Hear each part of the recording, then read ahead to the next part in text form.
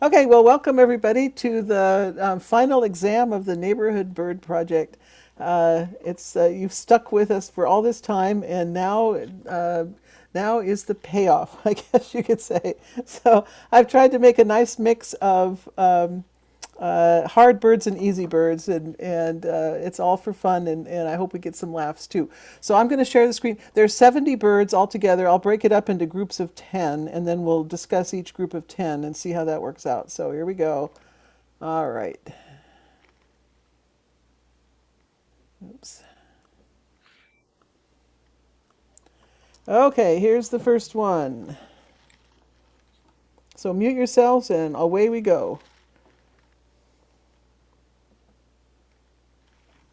And once again, if you can tell me something about the bird, like it's whether it's an adult or an immature, or whether it's in breeding plumage or winter plumage, or whether it's a male or female, or any other details you can tell, please mark those down too. So that's bird number one. Here's bird number two.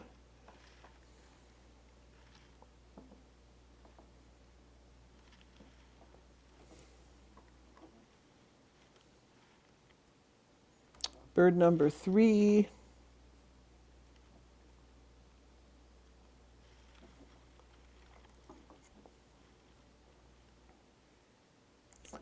Bird number four.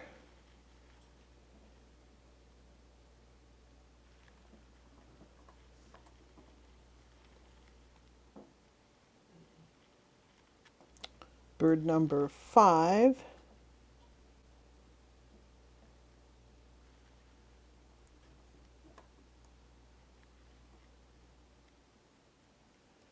Bird number six.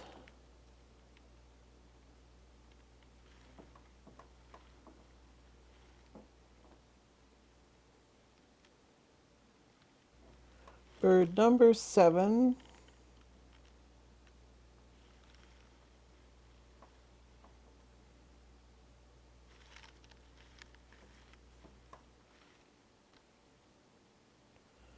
Bird number eight.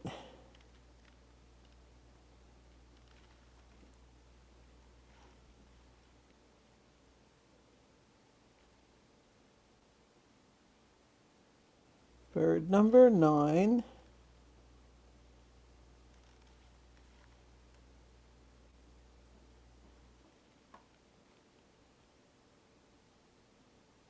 And bird number 10.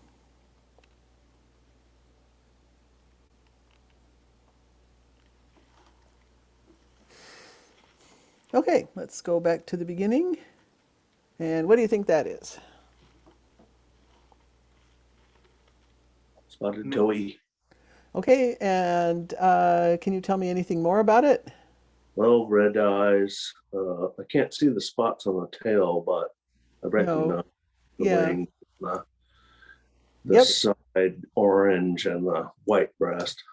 Yep. All those are really great field marks. So we start with the bill, which is kind of blackbird sort of looking bill. This is our largest sparrow, so that's unpleasant. But we keep on, and then we have this black head and bib, and then the back is got. We see a few little bits of spotted white here and there, and then we look at the flanks, and they're this beautiful reddish brown color, white underparts. Once we get past the bib, all the way back to the undertail coverts there, little spots on the wings that are not exactly wing bars but sort of spotty, and you just make out a little bit of white on the tail here. In this picture, the tail does not look disproportionately long because of the angle of the photo, but if you were to see this bird in real life, the tail would be noticeably long. So, what else can you tell me though about this bird besides the fact that it's a spotted towhee? Anything? Male. And you say that because? The head is dark, kind of consistent or black, same tone of black as the rest of the body, where the female would be a little bit lighter, maybe a brownish gray on the head. That's absolutely right. Okay, so male. All right, what And, about and this the one? and Yep. the eye is slightly less than red, so it's a subadult, not quite all the way to red. Um, uh, that's a good point, Elaine, but I think you have to be a little bit careful with that because there are subpopulations where the eyes are kind of brownish, more brownish. So Thank you. I'm not sure how much we can depend on that. Yeah, I think it's a man child. Okay, who can tell me what this one is? Pine siskin. And you say that because? It's got well, the bill is very siskin-like, where it's kind of isosceles triangle comes to a point. That's And then so good. Yes, keep on. The, You're giving me goosebumps. Yep, keep on. I forgot what they're called, those yellow kind of parallel marks on the wings. I think that's pine siskin as well. Yeah, that's right. That's right. So yes, so I love it. You started at the bill. It's got this unusually pointy isosceles triangle bill. For a finch, it's just weird. And then kind of streaky all over on the head and back and so on, but not really outstanding field marks. They're kind of plain. Very heavy streaks on the underparts. That's very typical. And then yes, there's always going to be some yellow somewhere. And this one has yellow in the retrices. Retrices, no, that's not right. I'm having a senior moment. Help me, somebody. Primaries. Well, it's the primaries, but what's the rachis? That's what it is. Primaries? It's like, Oh, yeah, Rachis. the rachis is the central quill thing. Right. So it Rachis. doesn't. The rachis isn't really yellow in this bird. It's just that when it's all folded up like that, the wing, it compresses the yellow feathers into making it look like that. But yeah, notice also the very forked tail. That's very typical of pine siskins as well, though it's not a particularly good. I was going to Field mark. say fork tail and a hint of yellow is always. Yeah, that's right. And he's saying zip. Yeah, the song when they're perched like that, the song is that it goes up like a crank going up to the upper registers. That's diagnostic and easily heard. When they are flying in a flock, they don't do that too much. Then they just sort of twitter. And I'm not particularly good at telling pine siskin twitters apart from house finch twitters or purple finch twitters. I think I have to develop my birding skills a little bit better to get But good the at that. Merlin app is really great at picking up signs, pine siskins I've seen. Is it? Yeah. Yes. Keep using it because it gets better. Oh, well, I don't even know how to turn my cell phone on, so that's technology beyond me. Not you, but our volunteers. Yes, that's right. No, that's right. Although, you know what? I should do a little riff here, and don't allow yourselves to get too dependent on the technology. You're here. Or because if you do that, then your immediate go-to is to haul out your phone and turn it on and point it, and then it tells you what you're hearing. And I don't. Maybe you can learn the songs that way, but I have a suspicion that rather than put in the ear effort to figure it out, you just become so dependent on the phone telling you what it is that's all you that's where you stop. It's sort of like I've kind of forgotten how to add and subtract because I have my calculator doing that for me, so I'm not proud of that. Okay, enough But of that. All Merlin right. is also often wrong, Yeah.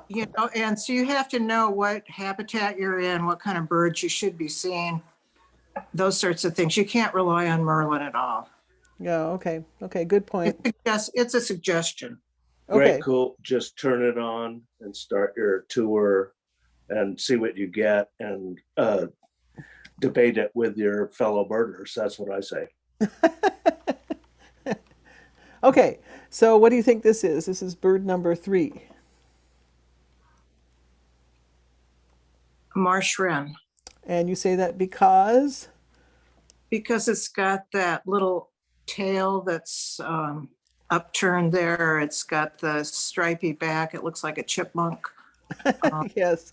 That's yeah, this Cute is little a guy. cute little guy, and Yeah. notice he's not in marsh wren habitat either. He's perched Yeah, on. and Nancy, you didn't start at the beak. I know. Okay, so But yeah, you can't know then. yeah, that's all very good. So Wrens have this characteristic barring on the undertail, and also if we were to see the top of the tail, it would be the same. So not too many small birds have that. And you can see it's kind of cocked up, which is a typical way for a lot of these wrens to hold their tails. So we're in the realm of wrens, and then you have to figure out, okay, how many wrens are there in the Neighborhood Bird Project sites? Tell me what they are. Would be the Buick's wren. Yoix wren, House. house wren, possibly, Pacific wren. Pacific wren, and the marsh wren. Okay, those are the wrens. So all you really have to worry about is 4 different species, and this is the only one that has those kind of black and white zebra stripes. Okay, what about this one? Ruby crown kinglet And you say that because? of the eye ring and the beak, sort of needle nose type beak, Mm-hmm. and then the yellowish wing feathers. Okay, keep going, Um, because you haven't hit a diagnostic field mark yet. then I'm out of it then. If I Okay. may, Connie, Yes, that thick black wing bar. this rectangle of black here Yes. below the second wing bar, that is a diagnostic field mark. There's one other diagnostic field mark. What would that be? The golden slippers. Yep. Yes. Yeah, the yellow feet. So yes, so in this particular picture, I don't think that you would mistake this for a Hutton's vireo because this bill is so needle-like. You were right about that. And then the eye ring is helpful as well. But in with a lot of these kinglets, you really do have to go further than just this because to see the curved culmen of a Hutton's vireo, it takes a good eye, good light, and you have to be reasonably close, and the bird has to cooperate. And how often does that happen? So you should keep going, and this is the best diagnostic field mark if you can see it. It's a quick-moving bird, but then the Hutton's vireo is pretty darn quick too, despite what the bird books say. But look for it. Follow this bird as it hops along, and look for this particular field mark here. Now there might be a kind of a dark smudgy area if this were a Hutton's vireo, but it would not be this dense. It would not have this shape. It would just it would kind of fade off into the rest of the wing. And then if you can get a look at the feet, yeah, these yellow feet for the ruby crown kinglet are diagnostic as well. So the two birds move a little bit differently too. The kinglet tends to flick its wings, and sometimes its tail also, and sometimes when it's gleaning, it will hover with its wings flapping really fast. Hutton's vireos hardly ever do that. They kind of stick to their branch, and when they're done with their branch, they'll fly off to the next branch. And oftentimes when they do that, it's a downward flight, leisurely, almost like it looks to my mind anyway, almost like a leaf kind of going back and forth down to the next branch. Kinglets would not do that. They would be much more decisive, I guess you could say, and quicker too. What about this When one? you see Yeah. when Yes? you see ruby, it's always moving, and then the Hutton's vireo, the ruby is gone before the Hutton's vireo appears usually, and it has a white thing instead of the black. That's what I'd add. A white thing. You mean back White here? wing bar, yeah. Oh, white instead of yellow, you mean? Yes, instead of Yeah. yellow. Yeah, And black. the ruby crown And kinglets. the beak is different, like a bush tit. Yeah. Okay. Sorry to interrupt. No, that's it. Keep adding it. It adds to the discussion. What about this one?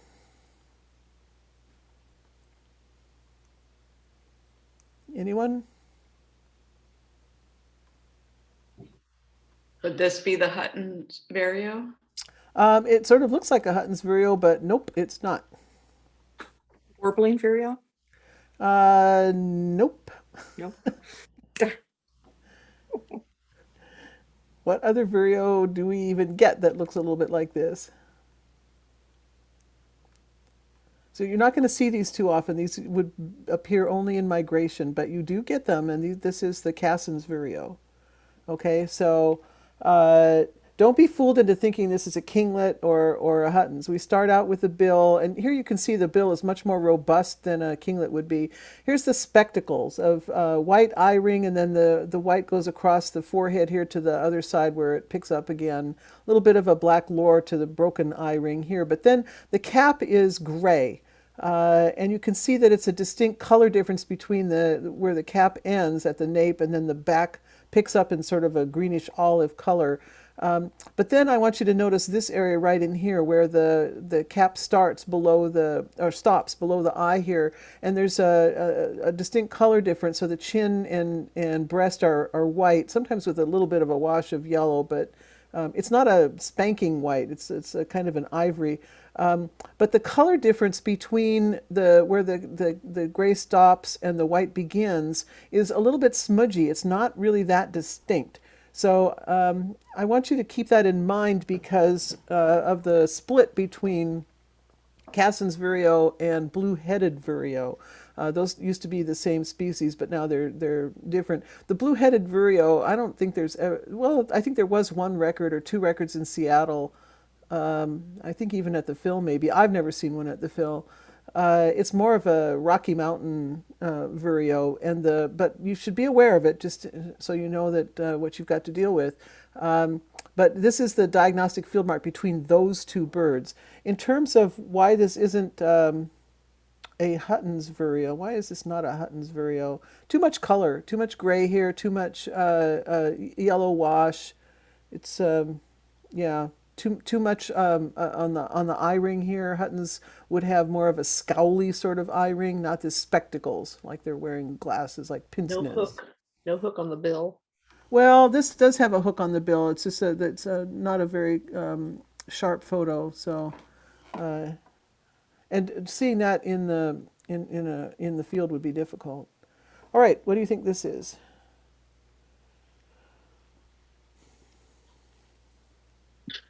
Female anise.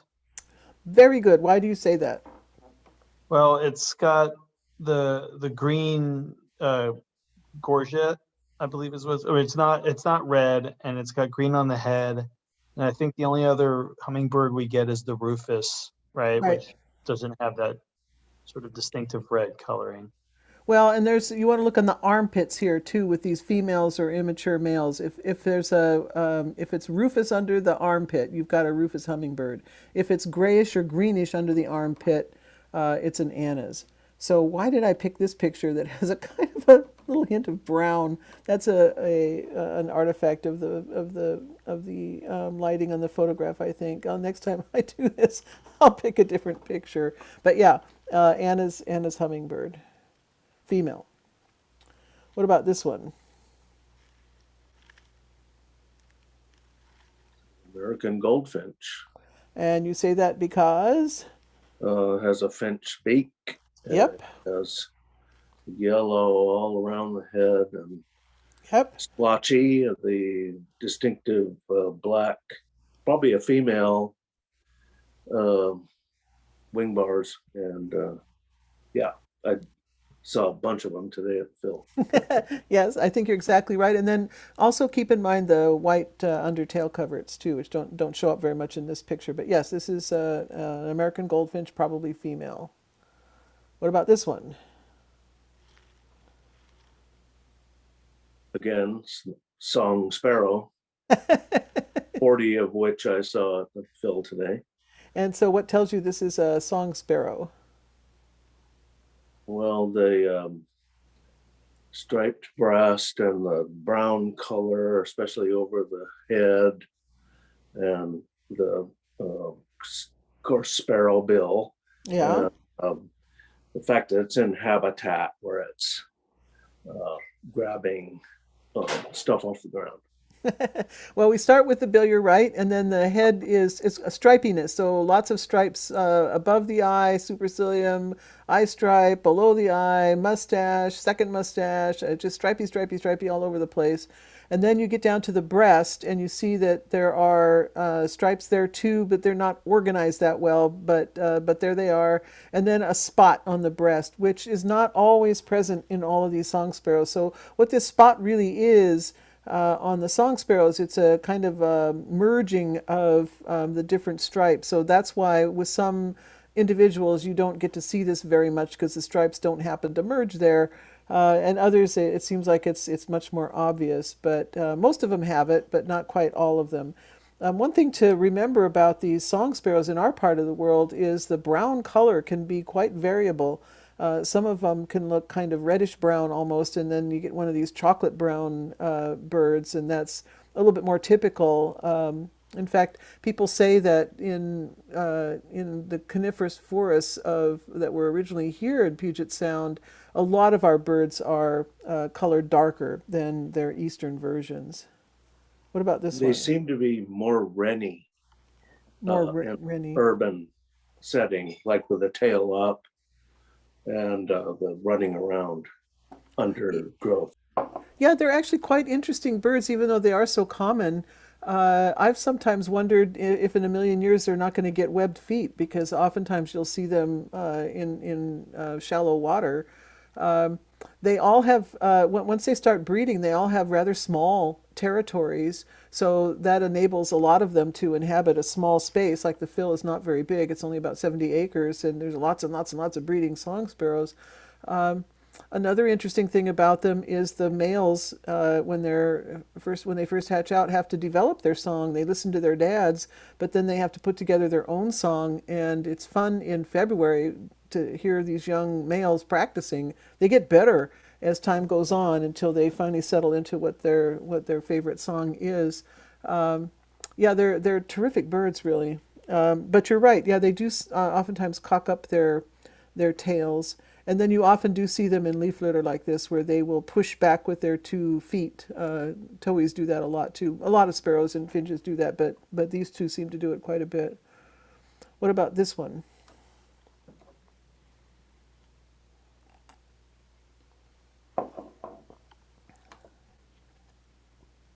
Anyone? Lincoln sparrow, And you say that because? because of that tan stripe underneath its bill, mostly. Yeah, we start with the bill. It's a sparrow bill, and we get this central crown stripe with a lot of streaking in the head. Variations of dark brown, almost black, with kind of reddish brown, and then this broad gray supercilium, which tends to go all the way back and join the gray collar. That grayness in the field really stands out with these Lincoln sparrows. So it doesn't seem to come across in the photos that I've seen very much. I've tried to find good photos that indicate that, but that's what always strikes me about these little sparrows. They're very chunky, also very broad necks. I call them the Arnold Schwarzenegger of sparrows. And then the striping on the front parts, the breast and belly and whatnot, are these fine streaks. And then there's usually a wash of beige across the chest. So you don't see that in this picture because it's turned away from us a little bit. But yeah, so many of those details tell you this is a Lincoln sparrow. So who can tell me when is the best time to see these Lincoln sparrows, and when would you not see them in Seattle?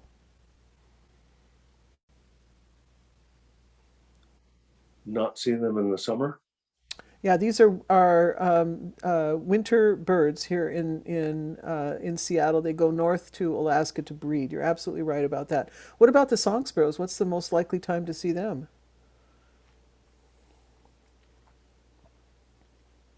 Right All now. the time, everywhere.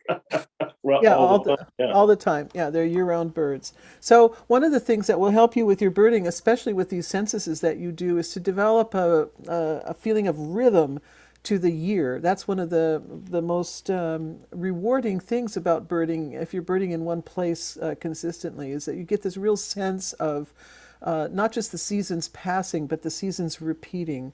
And the birds are a big part of what gives you that sense. All right, what about this one?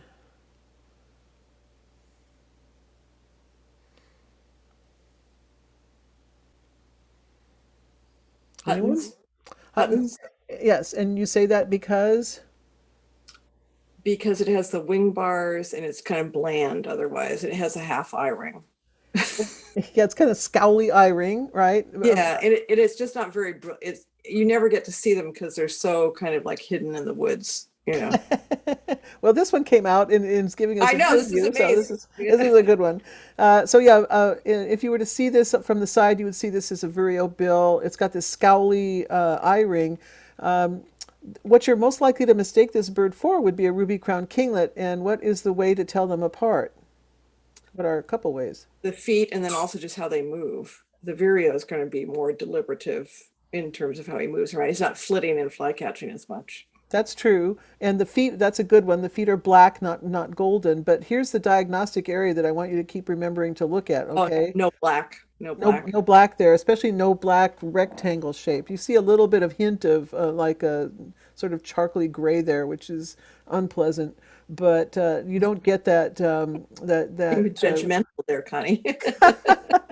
well, in these photos, it's just like this Well, might fool we you. may be seeing those more as the rubies move along. Well, the interesting thing about these Hutton's vireos is they are non-migratory.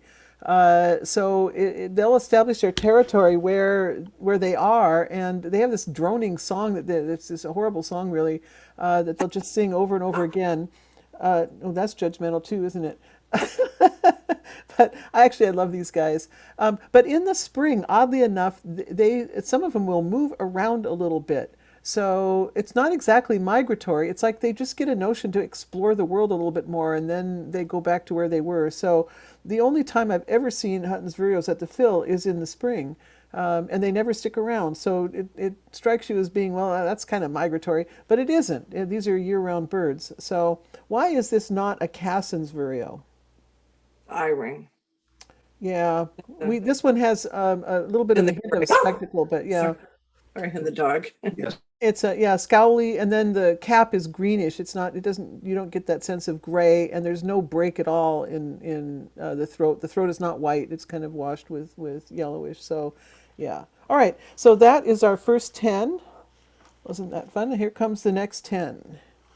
Here's the first one.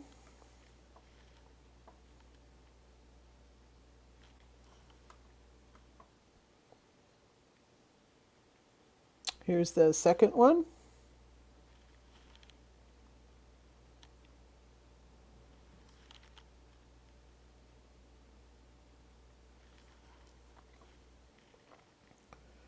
Here's the third one.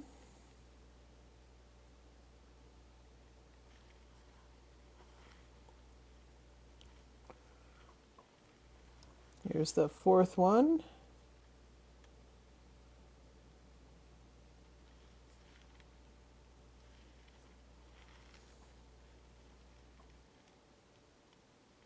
Here's the fifth one.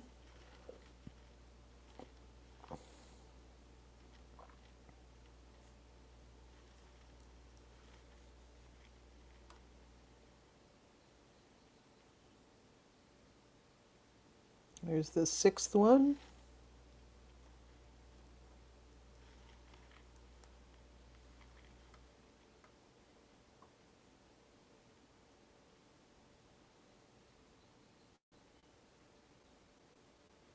Here's the seventh one.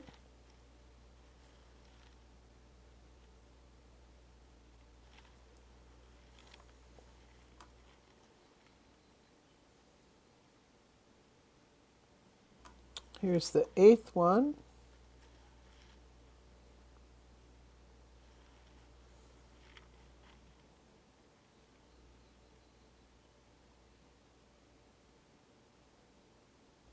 Here's the ninth one.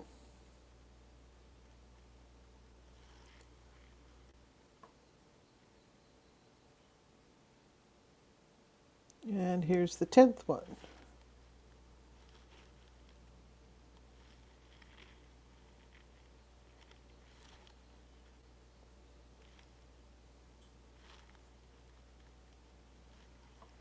All right, let's go back here. Who wants to tell me what they think this one is?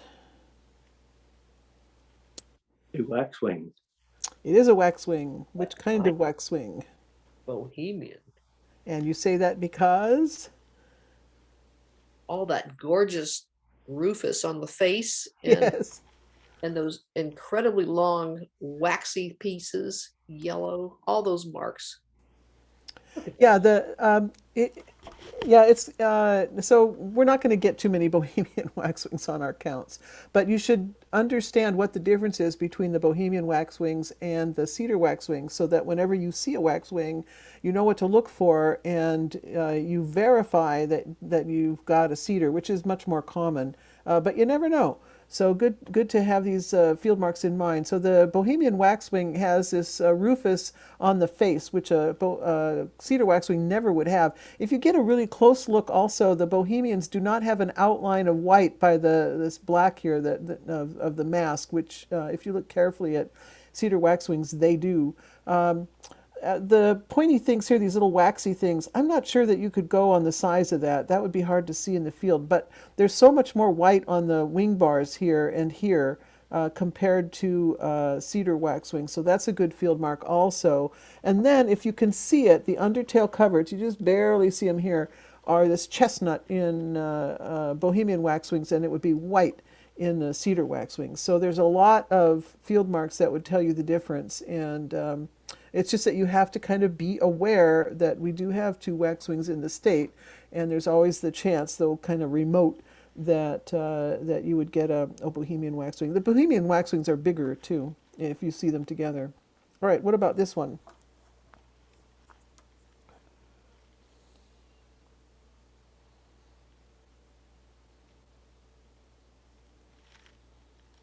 Anyone?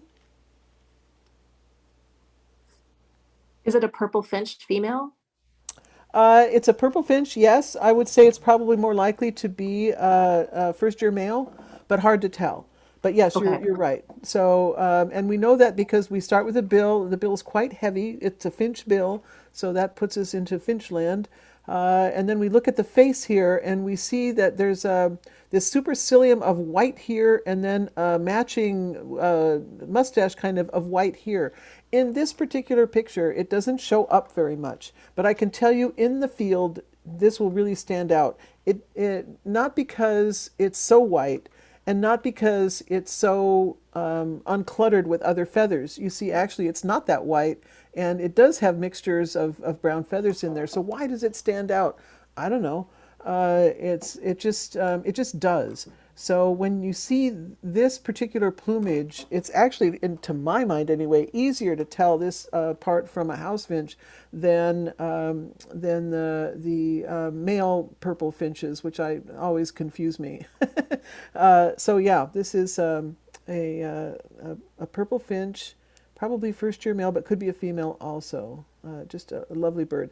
They're slightly bigger than the house finches, and the bill is more robust too. Was the white in the middle of the breast too, down underneath? Is that smooth white area? Is that different than the house finch? Yeah, I don't know. The bird books tell you to look at the undertail coverts to see if if there's any little streaks or stripes there. That would help you distinguish purple from house, from especially Casson's, which is eastern Washington finch. I can't even tell you how many undertail coverts I've stared at with these darn finches. And it just doesn't, it's not a useful field mark to my eye. The streaks here are, they can be a little bit more, I don't know, prominent or something with the purple finches, but I don't think that's a very good field mark either. Also, there's a kind of a dirtier wash, it seems to me, of on the house finches. But once again, I don't think that's a very good thing to go by. I think the best thing you can go by is right here, because the house finch would never have any kind of distinguishing field marks on its face. The females, it would just be streaky and plain all the way. So. Yeah, purple finch. Interestingly enough, the first-year males will start singing. They sort of practice their songs, and so in August sometimes, if you are lucky enough to find any of these, you can often find them first by their song. Yeah.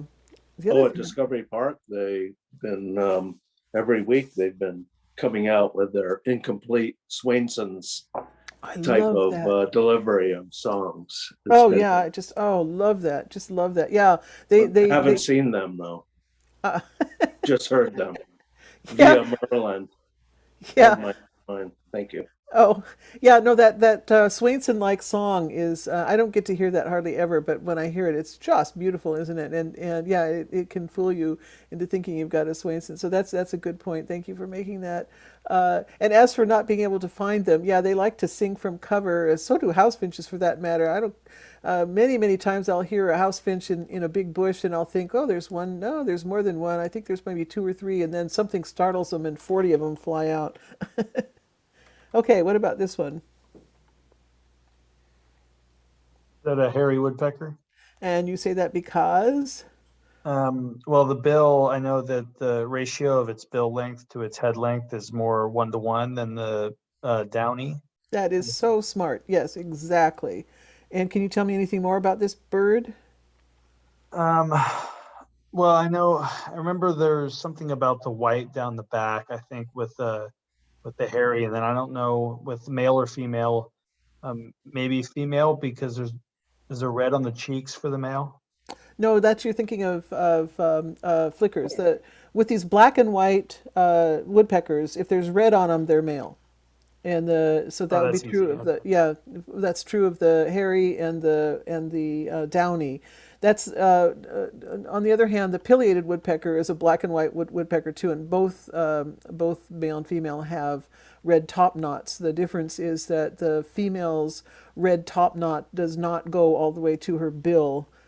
So she has a black forehead, but the male's is red all the way. So yeah, that. But with these little ones, any red on them at all, and it's a male. If you were to look at the tail, which we can't really see here on these hairy woodpeckers, oftentimes the outer tail feathers are white, and the downy oftentimes have little black spots on the outer tail feathers. But that can be variable from one individual to the next. So the very best field mark on these telling these woodpeckers apart is on the bill. And the Harrys have a dark morph too in them What, around. The Harrys have a dark morph that you see, up on Tiger Mountain or whatever. you're talking about the white parts? The woodpeckers. Yeah, the Very white good. parts of the woodpeckers. Yeah, right. Yeah. Well, no, the side parts and the under seem more Oh. gray. Maybe I'm sorry. Yeah, I'm not. I don't think I'm familiar with that idea. You could be right. I just don't know. I have to say I don't know. I will say that our Downies and Harrys, in general, they're all their underparts of white are usually kind of dirty looking, and the eastern versions of these two woodpeckers are more spanking white, and that's a big difference. That's pretty uniform though, but breaking that down even further in Western Washington, I'd have to look into that. I've never seen that, so thank you for letting me know about that. All right, what about this one?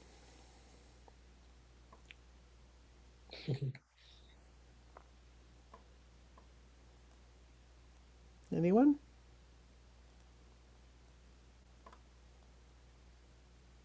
A young bird.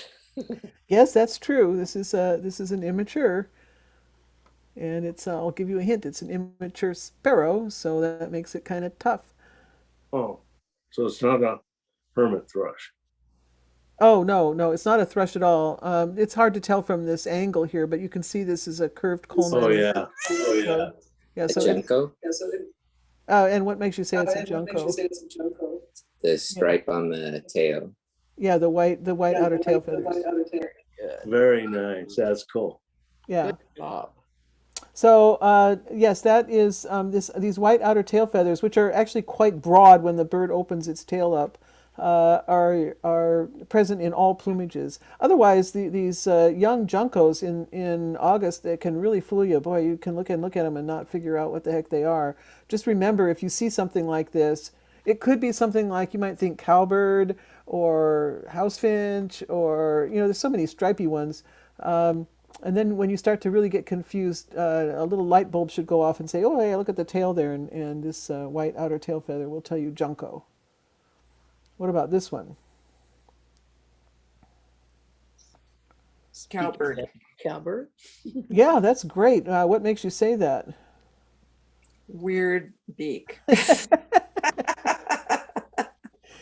Yeah, It is doesn't kind look of- like anything else. Nothing else looks like that. Yeah, it's a straight culmen here. This is a kind of a blackbird, but it doesn't, the bill is pretty squished in there, so it's not very long drawn out. They have very flat foreheads, I think. Mhm. And then, hardly anything else to go by. A little bit of streaking on the breast is not going to help you. A little bit of stuff on the back, not going to help you. No wing bars. Yeah, so if you see a really plain bird like this with that kind of bill, as you say, and that's where we start always, then start thinking about cowbirds. So what kind of, can you tell me more, like anything about gender or age or anything? Immature, but I No. don't. This is a female, Is the actually. female? Oh, really? Yeah, yeah. It's Some so, of these. the head is so light. It looks so light to me. It's Yeah, no, this is a female. You'll see. I think I have a juvenile later on in this test, and you'll see that they're stripier in the front parts here. mm. What about this one? Female Anna's hummingbird, And why do you say that? because it's on the nest with the babies and it's got the green markings on the back. And when I've seen females on the nest, sometimes they have a little red showing under their bill. So That is a recent discovery of why they have that, and you're absolutely right. So it can be discombobulating to see this sometimes. Yeah. And I've been with people who say, "Oh, that must be a male Anna's hummingbird because look at that red." But no, some of these females are coming out now with this little bit of red here, and it's thought that helps them at feeders. Or at flowers, where the feeding station is defended territorially by aggressive males who are more aggressive toward the females than they are toward fellow males. So there seems to be some evolutionary pressure on the females Annas to start looking a little bit more male-like. So yeah. interesting.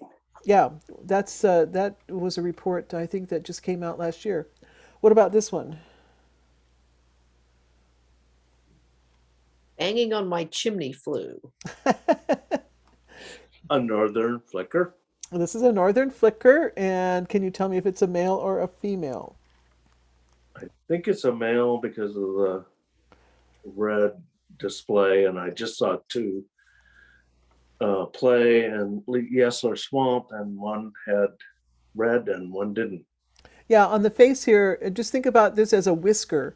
And like human males, it's only the males that have whiskers. The female would just have a plain face here. So yeah, this is a northern flicker male. What about this one? Yay. Yay, what? Rock pigeon, beautiful. And what makes you say it's a rock pigeon? Oh, that white bump and that gorgeous tail. And look at that fabulous picture. It is a nice picture. So with these with these doves, how many doves are you likely to see on your Seattle count? 3. It's actually We might see a bandtail, but the band would be further up the tail. Oh, you're so be thinner. smart. Yes, that's exactly right. Also, with a lot of these rock pigeons that look more like the quintessential wild bird, they'll have a white rump. But they've been so bred with domesticated rock pigeons that the plumage can be wildly variable. Some are brown, even some are actually white. It's so you don't always see this white rump here. On the underwings, though, the underwings tend to look kind of silvery with a trailing edge of dark. So oftentimes when you're going to see these birds flying, which is how you'll usually see them on your counts, that's what you want to look for, is that silvery underwing for rock pigeons. But if you get a chance to look at the head and face closely, as we are in this photo, you're right. There's a kind of a white bump here on these rock pigeons. No iridescent patch on the back of the neck here, which a band-tailed pigeon would have. And yeah, it's so easy to think, well, there's a band on the tail, so this got to be a band-tailed pigeon. But you're right, the band of the tail is farther up. Another thing is, if you start watching pigeons, which I would strongly urge you to do, notice the flying pattern of the different pigeons. So with the rock dove, they can go very fast. They're actually, in terms of flying on a straightaway, they're almost as fast as peregrines. And of course, peregrines love to eat them, so there's a parallel evolution there of kind of an arms race of who can fly faster. But when they're not being pursued by a predator, oftentimes they'll have a kind of a leisurely habit of raising their wings up and kind of drifting along with their wings raised up, as opposed to gliding with their wings held straight out or their wings close to their bodies. I don't know that the other pigeons do that. But actually, in answer to my original question of how many you have to think about when you're out doing your counts, there's 4. So there's 2 gray ones basically and 2 brown ones or pale beige ones. The 2 gray ones are the rock pigeon and the band-tailed pigeon. We've talked about those differences. The beige ones are the mourning dove and the increasingly more common Eurasian collared dove. So it's very helpful when you're going through trying to identify a given bird in any habitat to have that Rolodex in your mind of how many species are there that I have to worry about. And you'd think that it would be impossible to come up with an answer for that for, 500 species of birds in Washington State. But you would be surprised. Actually, if you kind of think along those lines, you'll surprise yourself with how much you really know about whittling down the possibilities to a more manageable amount. I would urge you to practice that and think about that at the conscious level. All right, And what is this? the band-tailed pigeon is our native, and all of the others aren't, just for volunteer info. Yeah, the rock pigeon is introduced, and the Eurasian collared dove is a cage bird that escaped from in both California and Florida, and now is establishing itself all over the place. The mourning doves are native, but they're not. They don't come to Seattle very much. So okay, so what is this one? Do you think?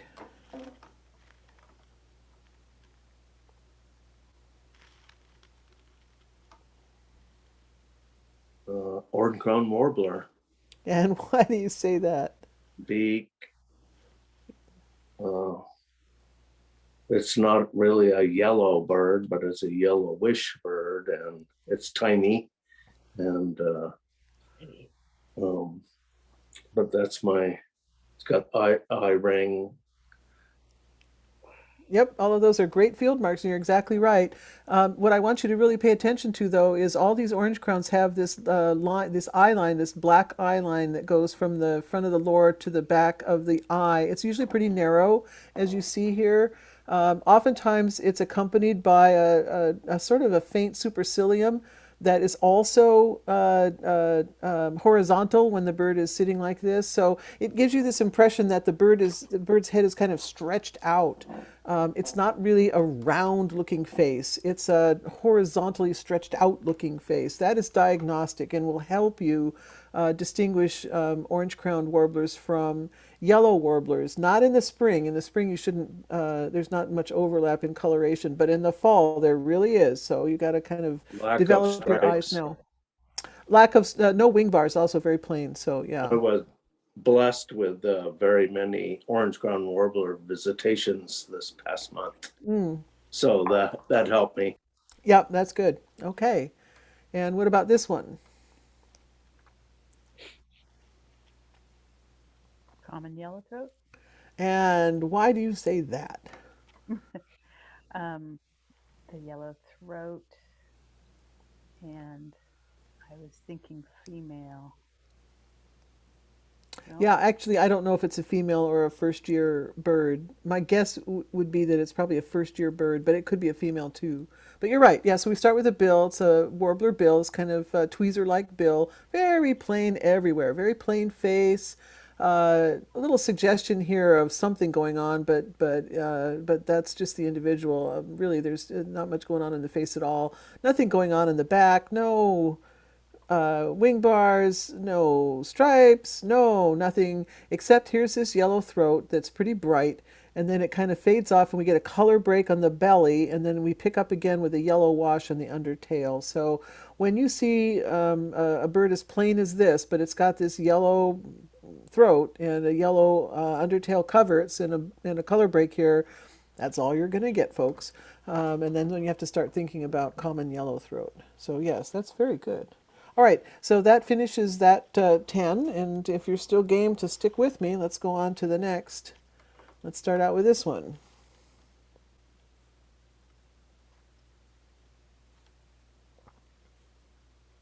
Tweet, tweet. And here's bird number 2.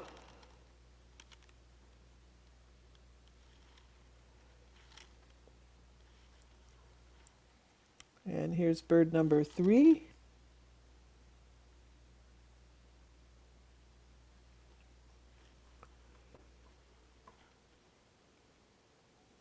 And here's number 4.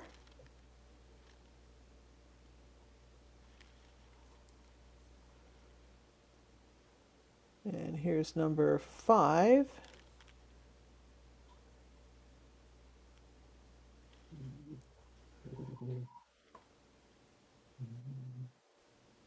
Here's number 6.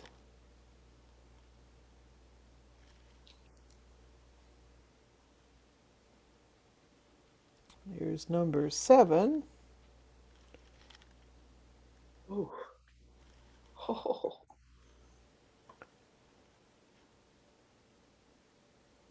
Here's number 8.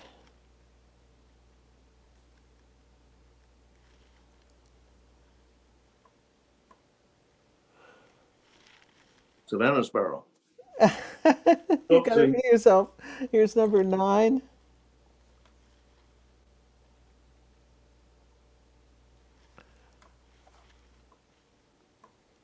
And here's number 10.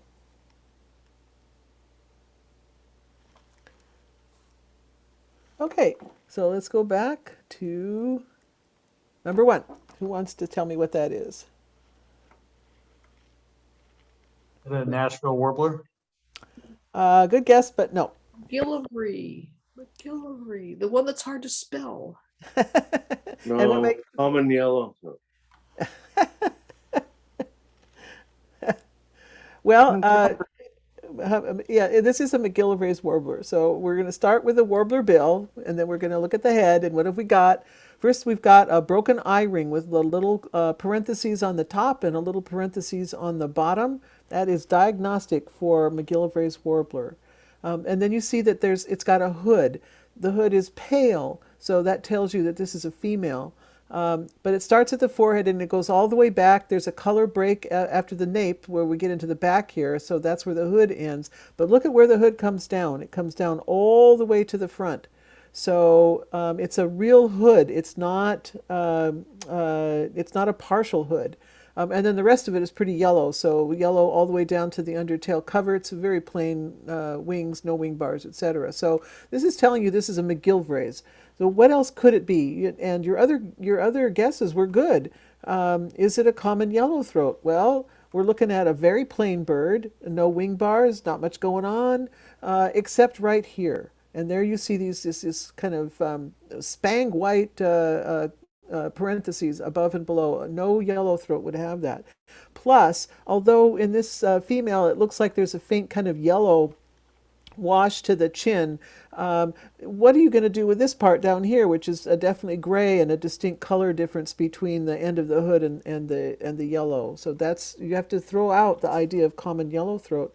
Also, there's no color break here on the belly. It's just a yellow all the way from the breast clear back to the undertail coverts. Yellow throat you would expect to have some bit of white color break in here. So that's another reason to throw that out.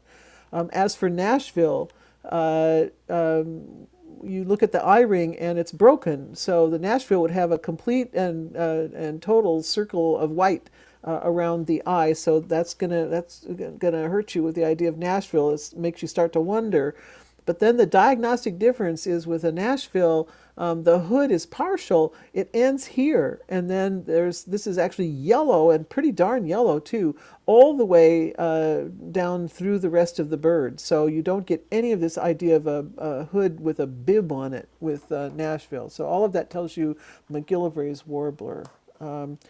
Down here, we're only going to get these birds in migration, but you could get them in both spring and fall. And so it's really it's my favorite warblers. So you got to keep your eyes open for it. Their favorite place to forage, even in migration, is in dense, low cover that has a canopy above it. So they don't get up in the canopy usually. They tend to forage at head height and a little bit lower than that. But for some reason, they seem to like to have canopy over their heads. That's their most common habitat. What about this one? Butterball. Yeah. Sorry, go ahead. Yeah, so that's the nickname, Butterbutt. So this is, yellow-rumped warbler, and you can see the yellow. You guys are so good. Yes, we have two kinds, myrtle and Audubons. The myrtle have white throats here, so yeah, this is a myrtle. Tell me if this says a winter bird or a female in breeding plumage.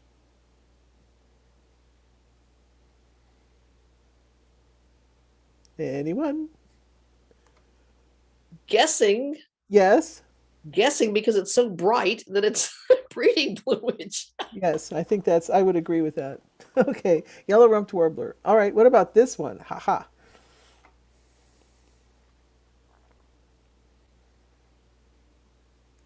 Anyone? Oh, I think that's a flycatcher. That's right, it's a flycatcher. So now we're in flycatcher world, and what might it be if we're looking Pacific at... slope. And why do you say that?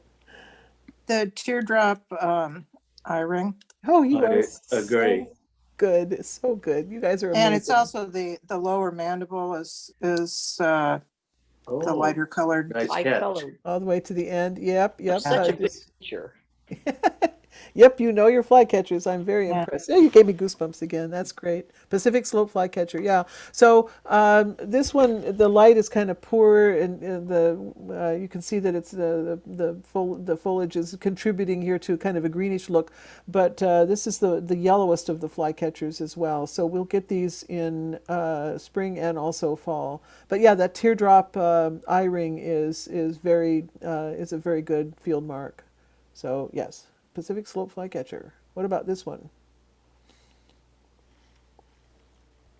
Rufous hummingbirds, And why is that? because they have the rufous color like around the armpit area, it looks like, and Yep. on the Yep. sides. And Yep. Absolutely.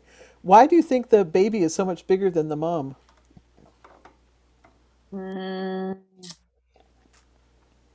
because the mom's tired, she's been feeding him all the time. What often happens with a lot of bird species is the parents will overfeed the young, and really pack on the weight just before it's time for the young to go off on their own. And they do that to give the young the best chance at surviving the first year, because with all of these birds, their DNA programs them to know how to be a bird, to know how to fly, to know how to roost, to know how to eat, to know what to eat. All of that for most bird species is incorporated into their genetics, but yet they're still on a learning curve as well. So they have the basis for what they're supposed to do, but they have to learn too. And so there's a high mortality rate for first-year birds as they try to figure these things out, how to escape predators, how to stay warm at night, and just the list is a very long one. And in the bird world, if you make a mistake, sometimes it can be quite fatal. So as I say, the mortality rate is high. Yeah? You have to mute yourself, unless you want to ask a question.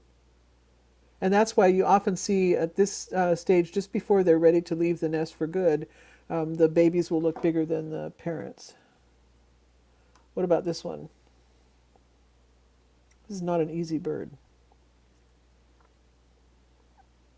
Anyone? Is that a lesser goldfinch? Uh, good guess, but no. I've just been in California and saw a bunch. So yeah, that's a pretty good guess, but the bill isn't really quite right for a goldfinch. Western tanager? Wow, yes, that's very good. Woo! Yes. So yeah, That's great. you wouldn't make this mistake in the field because this would be a much bigger bird. But yeah, it's so you start with a tanager bill here, which is very, very robust. The only bird that, if you were actually seeing this in the field, as opposed to just a photo where your size is not helping you, the only bird that really looks at all like this is what? If you were in Eastern Washington. Or Western Washington, for that matter, now that I think of it. Anyone who looks a lot like this? So this would be a Bullock's Oriole female also, okay? She's colored almost exactly the same. The But difference, aren't their bills really different? I mean, bills, doesn't they have, yes. like pointy black bill? yes, exactly.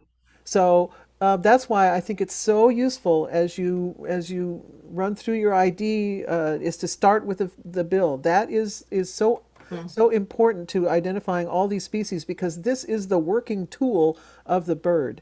So it tells you how it is adapted for its own ecological niche. What does it eat? How does it forage? How does it preen? How does it use its bill to build nests? This is its big tool. And because you start with that, then that will immediately exclude tons and tons and tons of species that it could not be, because you know what these birds' lifestyles is more like. So yeah, that's why that's one of the main reasons why I always start with the bill. And with the difference between Bullock's female and Western tanager female, you don't really have to go too much farther than that because you're right, it's right at the bill here. So otherwise, you know, very plain bird. A little bit of a yellow wash, white wing bars, and yellow undertail coverts here. What about this one? Pacific Wren. And you say that because? He's so cute. He's got the wren bill and then the short stubby tail. Yep, So he can- that's as he exactly right. perches up out in the open to sing his song. Oh, sometimes they'll sing from cover too. They can be very frustrating. But yeah, this is our smallest wren with the dinkiest tail, and otherwise, you know, very wren-like with a lot of spots on it and bars on the tail and whatnot. So yeah, Pacific wren. What about this one?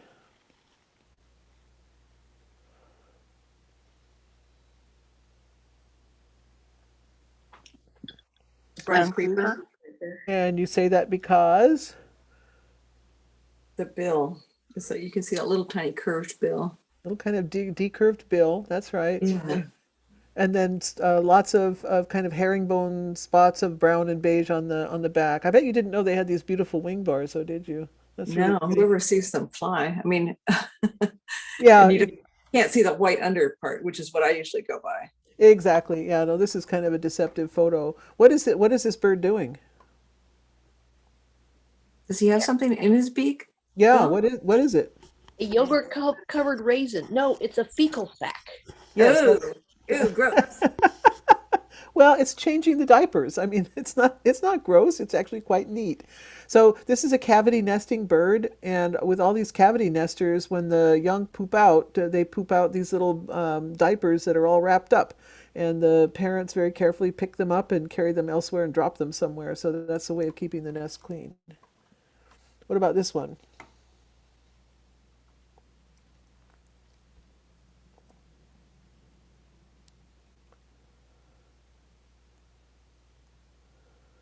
Anyone?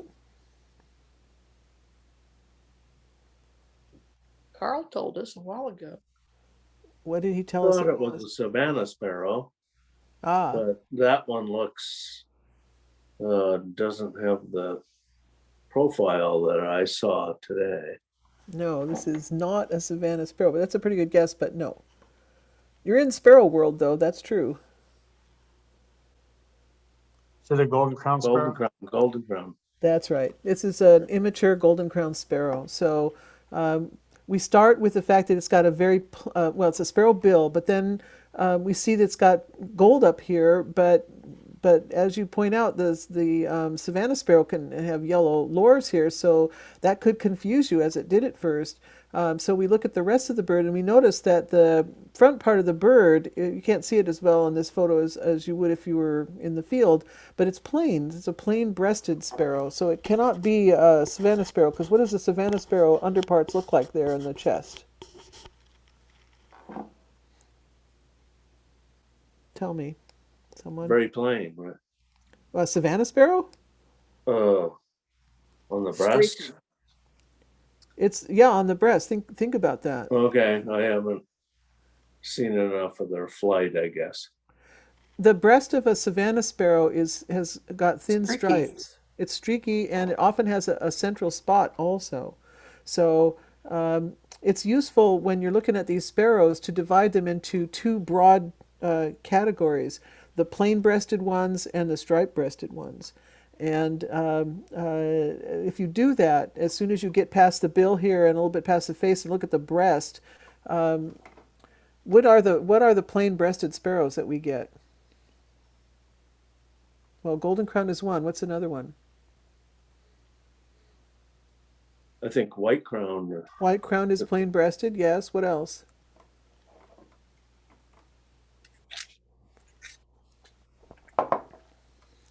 House sparrow. Oh, spotted House towhee. sparrow. Yep, that's right. Spotted towhee, house sparrow. You guys are good. Yeah. What about what kind of breast does a tree sparrow have?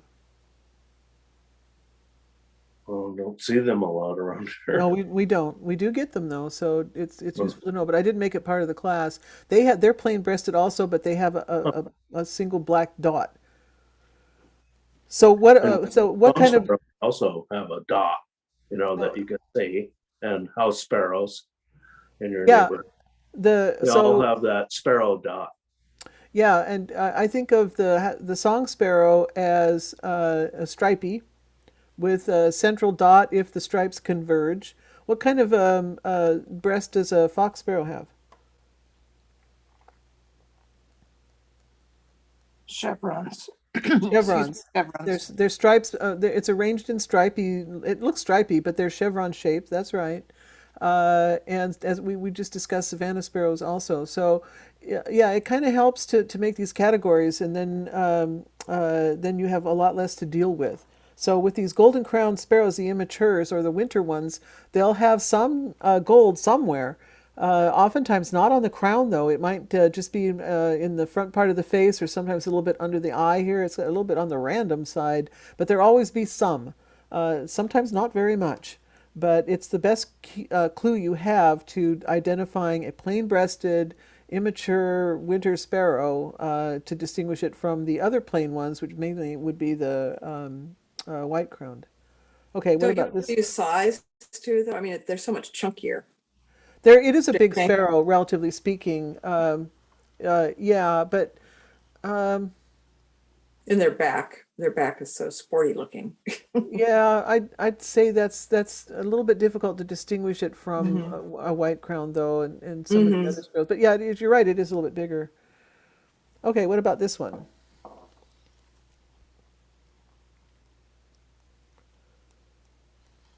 Orange crown warbler. Well, you're right. It's a warbler, but it is not an orange crowned. Oh, okay. How about a Wilson's? Yeah, maybe. And I what? saw them, very well kept this week, but yeah, I can see that. Yeah, this is a female, so we start with the warbler bill, so we're in the right category, that's for sure. And then we look at the face here and the crown, and we see that it's got this faint kind of suggestion of a yarmulke, which if it were the male, you wouldn't make that mistake at all. It would really pop out. But these females look kind of like washed out. Otherwise, very plain face, kind of round shoe button eye with a yellow eye ring. Yellow all the way from the chin down through the whole bird, back to the undertail coverts here. No wing bars to speak of. A little hint of one here if you want to argue about that, but not as distinct, even though it's not very distinct itself in the with the yellow warbler. So yellow warbler have a little bit more a suggestion of two wing bars here. Wilson's not so much. So yeah, I actually think although the yellow warbler's name is yellow warbler, the Wilsons are actually more yellow overall. What about this one? This one is rare. Is it a Swanson's thrush? That's a pretty good guess, actually. But no, this is actually a northern water thrush. It's a kind of wood warbler. So they only come through in teeny tiny numbers in migration. So just be aware. I think if you were to see this one in the field, you wouldn't mistake it for an actual thrush, like a Swainson's thrush or anything like that, because it's much smaller.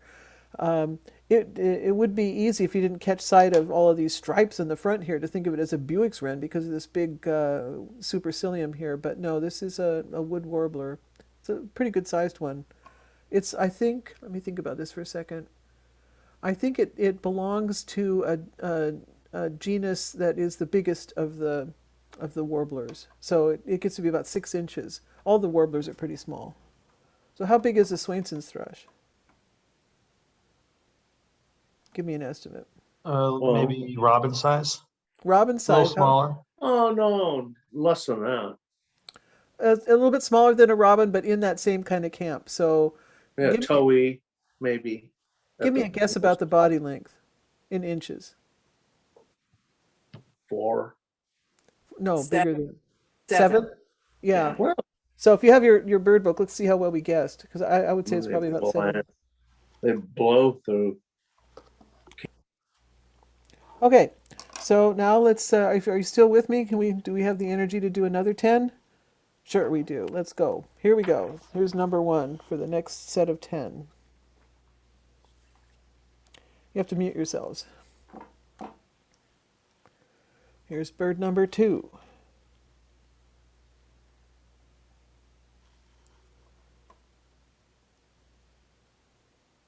Here's bird number 3.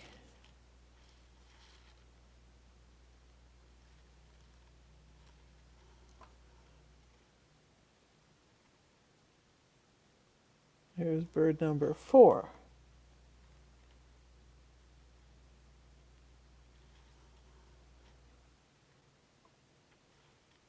Here's bird number 5.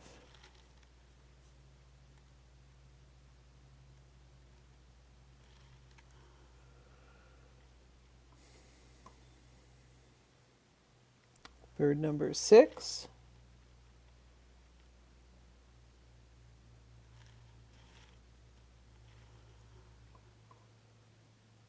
Bird number 7.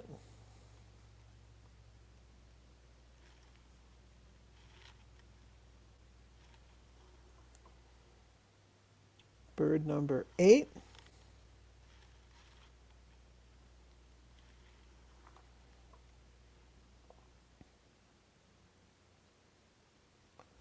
Bird number 9. Connie, Yeah? Connie, are we stuck on one? Are other people seeing it advance? Mine's, oop, there it went. Did you freeze?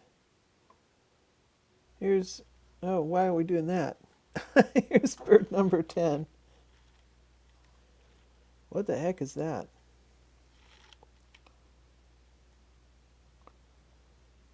Okay, back we go.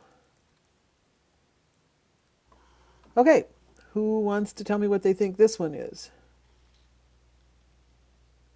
Is that the Nashville warbler? Yes, that's right. So do you remember what we saw before with McGilvrays? Here's the complete white eye ring, and it's very wide also. But then look at the hood. The hood stops here, and then the throat is actually yellow all the way down. We do get a color break back here of white and then yellow under tail coverts. But so yeah, very different from the McGilvrays. These are getting to be a little bit more common, it seems to me, in Seattle. But only in migration. Then they go over to eastern Washington for the most part. What about this one?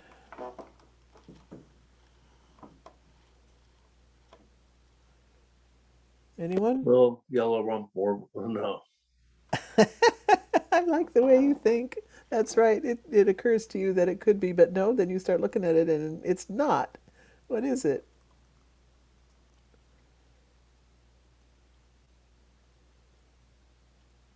Anyone? Could that be a red start? It is an American redstart. It's an American Okay. redstart female. So we start at the front part here. We start thinking, oh, maybe that's that a Tennessee warbler or who knows what that is. I'm not sure. There's a color break there. It is a warbler because of the bill, so we're not worried about Cassin's vireo or anything like that. Here's this yellow on under the bend of the wing. That tells us yellow-rumped warbler, but ruh-roh, we've got some anomalies here. Mainly, some yellowish, orangish on the wings, kind of random color, and then more on the tail, and nothing really starts to make sense. No stripes here, even faint ones, which you would expect with a yellow-rumped warbler. So when you see this with this kind of weird splotches of color on the wings and on the tail, that's when you have to start thinking about American redstart. So those birds have become uncommon, very uncommon in Seattle, and I only know of one place where they breed in Western Washington. There's probably more places, but the best place I know of is County Line Park, way up north. So, but they have been noted at the Phil and actually recently too. So They, be aware. there was a nest last year at the Big Four ice caves. Oh, no kidding! Wow, that's great Yeah. to know. Yeah. Okay, American redstart. What about that one? Got the Swanson's thrush? Yes. So why did you say Swainson's thrush instead of hermit thrush? Is it the, It's I don't remember, is it the red I-ring? coloring. No, it's not the eye ring. You have to go clear down to the tail here, and you want to see is the tail more or less the same color as the back. So Yeah. in this particular bird, there is a faint kind of rufous tinge to the tail, but it's not really very much. If this were a hermit, this would be much, much redder, reddish brown. So that's the best field mark. If you don't get a chance to look at the tail as the bird is flying away from you, then I would suggest that you don't be too sure of what you're saying with regard to whether it's a Swainson's or a hermit, because the bird books will tell you there's differences in the distinction of stripes on the breast and the upper parts of the chest. I think that's sort of true, but I don't see that so much in the field. It depends on the individual bird. With some of the hermit thrushes that I see, that is true, and the background color is a paler beige than in the Swainsons. But once again, there's a lot of individual variation. One thing that you should know, though, is which bird species are you more likely to see? Like, so now we're into May, and if you saw one of these birds and you couldn't see the tail, what would you tell yourself it was most likely to be, Swainson's or hermit? Well, if it was on the ground, it would be a hermit thrush. In May? Yeah, I mean, they are browsing on the ground and up in the trees, and they have their spotted breasts. But Connie's trying to lead us to think of migration and distribution. So Swainson's now, May. It's May, so the hermit thrushes are probably pretty much gone from the lowlands and up in the foothills and the upper altitudes. So that's Okay, where well that, then that we'll hear the thwip and the purple finchy calls of the Swainson's thrush and Discovery Park, for instance. yeah, yes, the Swainson's thrushes are migratory birds that migrate from Brazil, basically, and they are they usually don't show up in Washington State until about mid-April or maybe even late April. So they're in the state now. Usually, when they're on their migratory path, like even if they're coming through Seattle, but they're not going to stay here. They're going to go someplace else in the lowlands to breed. They will not sing. They like to sing on territory. But every once in a while, you'll get one singing, even though it's not going to nest. We have that at the Phil occasionally. It's very rare. In Discovery Park, they're nesting though, so you are going to hear them singing, and they have that whoop whoop whoop whoop song that goes up the scale. If you saw a bird that looked like this and it was, let's say in February, what would you say? And you didn't see the tail. That would be the hermits.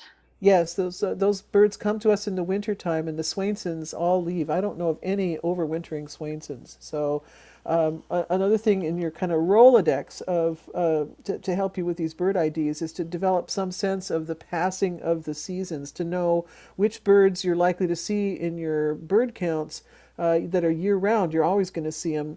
They might not always be that visible. Marsh wrens, for example, are year round birds. But during the summertime, or actually I should say during the wintertime, they kind of disappear and they quit singing for some months, and then you can think, well, they're gone, they're migratory, they're gone. No, they're just not bothering to show themselves or to sing. Even like red-winged blackbirds. Yeah, red-winged blackbirds are what are called partial migrants. So some of them migrate, and some of them don't. It's kind of hard to tell without banding which ones we've got. But yeah, they kind of come and go as well. But sometimes you'll see them around year round as well. So that's a difficult one that you just picked. But with some of these birds, you can the time of year will guide you as to whether you're most likely to see something that is otherwise hard to identify. Let's tell me about the shrikes, for example. So how many shrikes do we get in Western Washington? Two. And they are? Northern and loggerhead. That's right. And which one are you likely to see in winter? Northern. Right. And when would you be most likely to see loggerhead?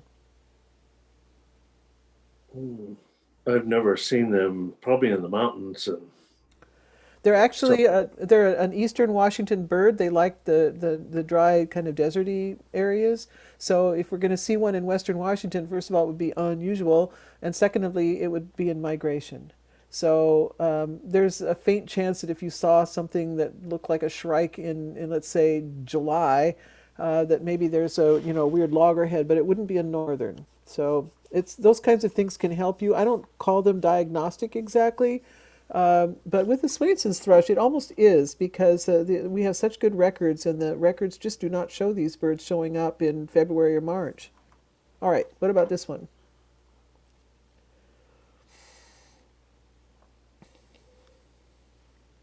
Anyone?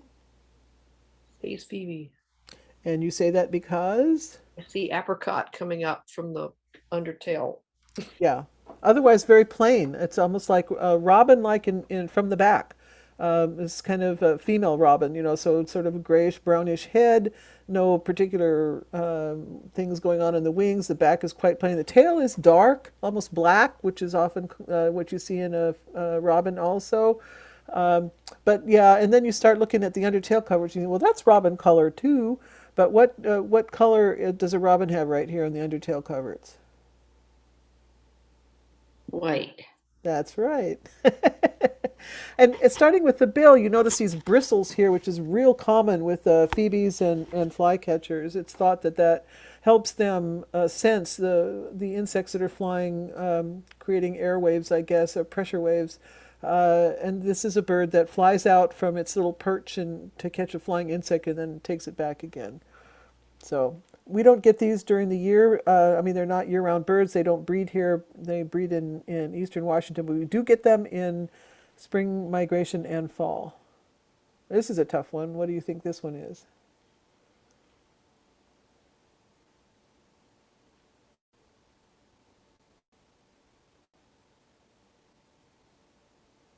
Anyone?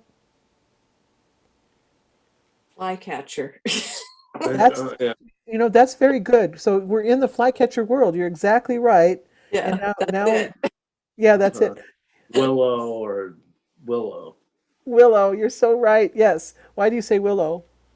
Lack of a vest. Yep. The orangey, Orangey under which you underbill. don't really see.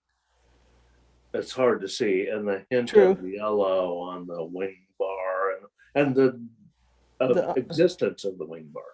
Yeah, and then there's a little what in that handout I told you that I sent you is what's called a messy eye ring, kind of faint. So yeah, all of those are very, very good field marks. What might you mistake this for?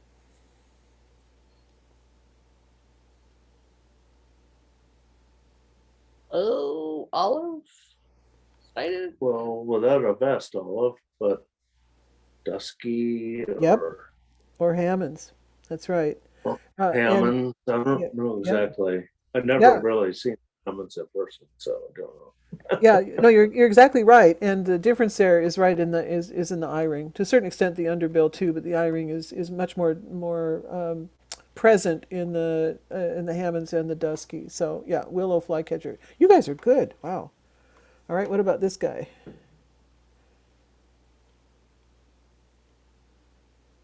Purple martin male That's exactly right. with a dragonfly in its mouth.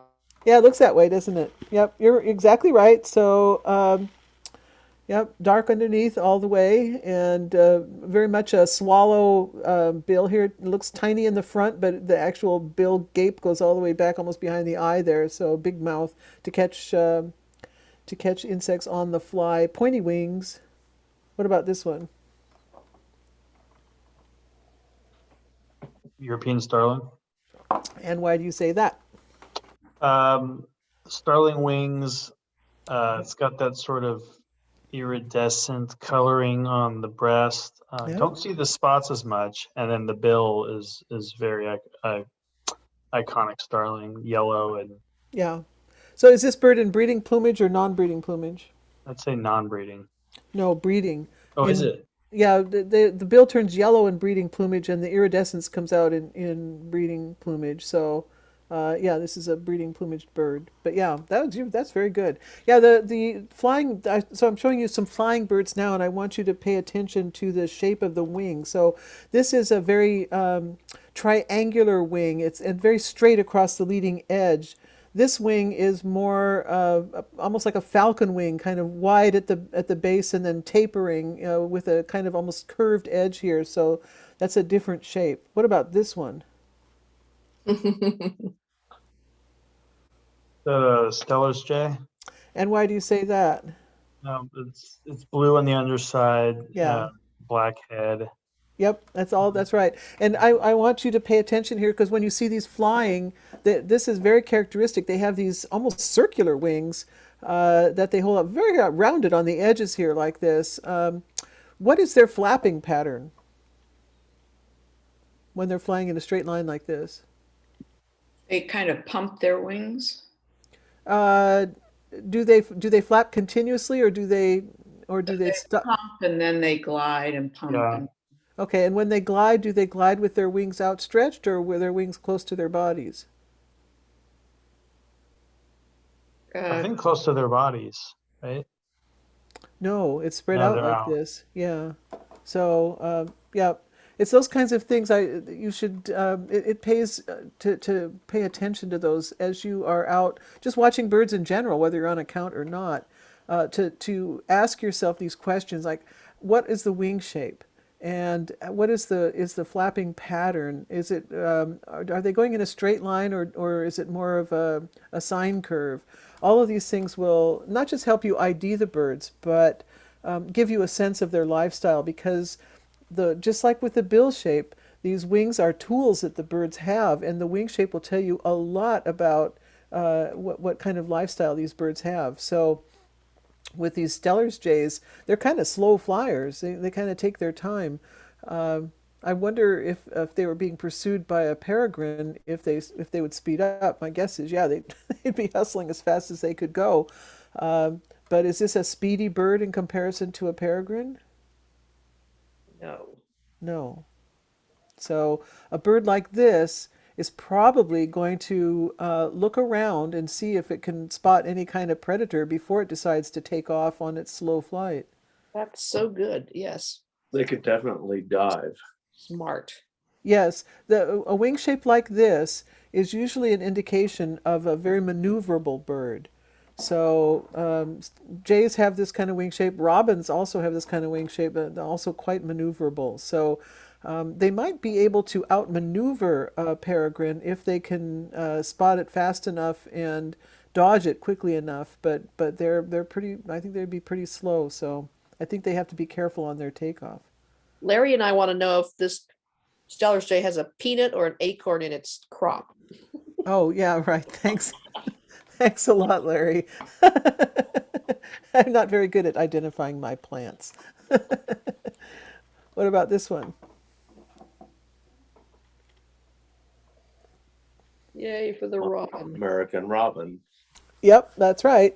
What I should have done is I should have made this a complete silhouette because this silhouette is very typical shape. So when you see this bird even spang up against the sky like this, think robin. It's kind of got like its wings are held when it's gliding like this, almost like a box. That's very, very typical. And then you see the white undertail coverts Of here. all thrushes. I'm sorry? What did you say? I didn't catch that. He said All all thrushes. thrushes seem to have that All thrushes. forward wing thing that I've seen, like hermit thrushes on the ground. They all look like robins with the profile you're showing there. I'm Yeah, sorry. really. I'd have to pay attention to that. I get to see Swainson's and hermits so rarely that I'm not sure I would be able to track them in the sky like this. But my impression is that they're not as boxy looking, but I could be completely wrong. So yeah, you Discovery Park folks should observe that and then let me know. I'll add that to my Yes, we Rolodex. tried to. Yeah. Oh yeah, cool. Well, that's great to know. This one we're going to skip because we already did it. What about this one?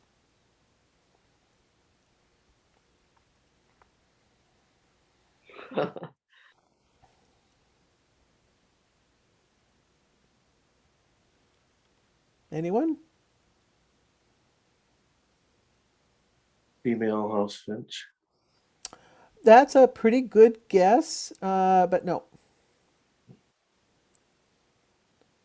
So a female house finch would not have these a stripe here and a whisker here.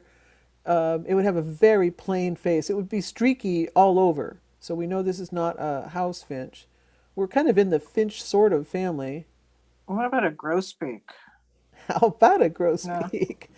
Yes, this is Yes. a female black-headed grosbeak. Yeah. Oh, Or how possibly cool is that? a first year. So yeah, big bill, giant bill, and these whiskery stripes, supercilium and stripe here, white underparts to the tail, to the undertail coverts. Otherwise, pretty stripy. All right, this is okay. So we're on the next 10. You still with me? We're about halfway through. I didn't realize that. Absolutely. You haven't lost anyone. We're all here. Haven't I? All right. I'm getting tired, but this is good. We have to keep on, press on. All right, here's the first one of the next 10. Olive-sided. Oh, just mute yourself. Here's the second one.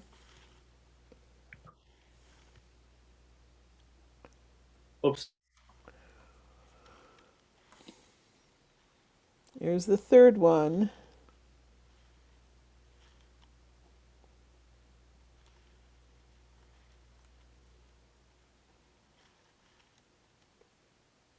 Here's the fourth one.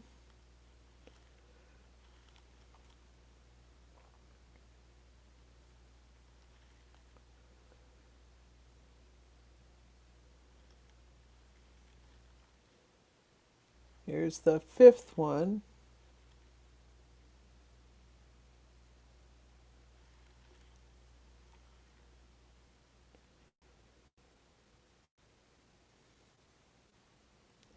Here's the sixth one.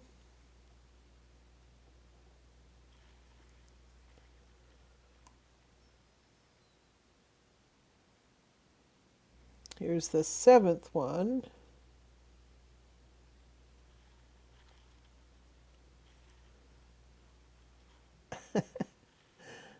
Here's the eighth one.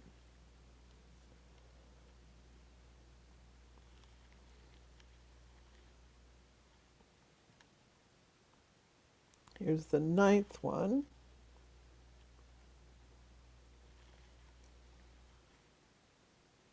And here's the 10th one.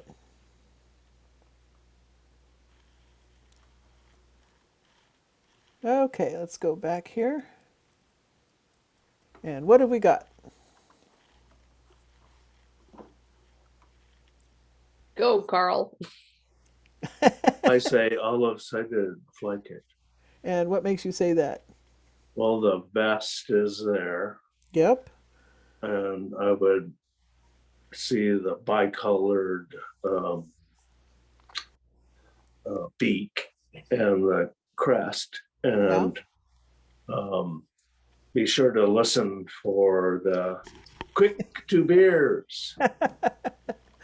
Yeah, this is an olive-sided flycatcher. So we start with the bill. We can tell that's a flycatcher bill. We look at the crest here, and we notice that that is not due to skeletal anatomy, but just the way it holds its feathers. So could it have a rounded head at times? Yes. Eye ring is sort of present, but sort of not present. It's not particularly obvious. But then we look at this vest here, and notice it starts in the chin and then goes all the way down and merges into the undertail coverts, and it's very distinct. So there are some other flycatchers that sort of have a vest-like appearance at times. Western wood pewee is one, although that's not really, it's not an Empedonyx flycatcher, but then neither is this one. But it's not as distinct. It's just, you don't get that real line of color break. It's a little bit mushier, I guess you could say. And then the other thing to notice about these olive-sided flycatchers is they have a very fluffy, kind of bulky undertail coverts here. I mean, it almost looks like they're carrying a package or something. And that's not the most diagnostic field mark, but it gives you a hint. This is the best diagnostic field mark. If you really wanted to be sure of this bird, though, what I would recommend you do, if it's not going to sing, if it sings, then you're home free. But is to look at the back, and what would you notice at the back?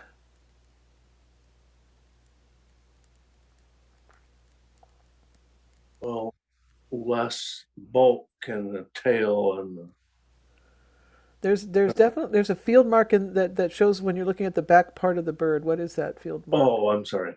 Yeah, what is it? Do you know? Anyone? So it's two white ovals of feathers. Remember that?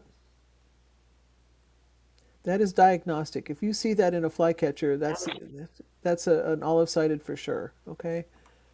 Two olives on the back. On the back Two- side. two Okay, ovals, the yeah, comma. Or- Yeah, if you look at they look like white ovals basically. They can have slightly different shapes. They're feathers kind of gathered there under the wings when it's perched like this. All right. So yeah, if you look at your bird book, you'll see what I'm talking about. I didn't put a picture here for you on this test, but yeah, that is definitely diagnostic. So if you happen to come upon a bird that's not singing and you're not really sure of the vest, wait for it to turn around and then look for those two white ovals. What about this one?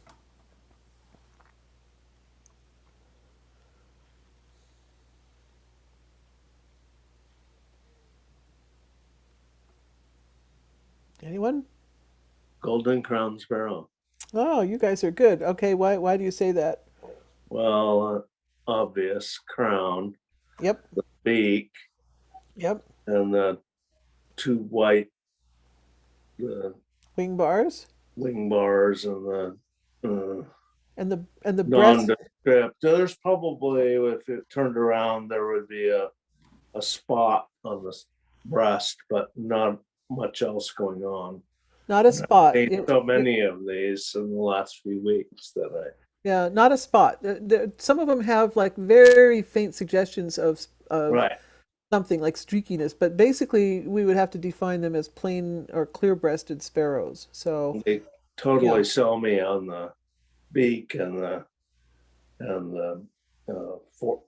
top. yeah, the crown. So crown. yeah. Golden crown sparrow. This is a winter picture.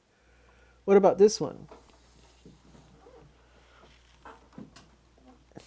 Yellow warbler, And you say that because the cute little black eye there. so we start with the bill. We say, Yeah, well, yeah, this is a the warbler bill, and then we look at the face. I mean, it's so. What might this be? A very yellow warbler. What are the possibilities? Oh, well, a Wilson's. Wilson's would be a possibility. Yep. Anything else? This Orange crown. yellow? Yeah, yellow is definitely a possibility. This is a yellow warbler, by the way. You're right about that. Sometimes orange-crowned warblers can be very yellow looking. Probably not quite as yellow as this.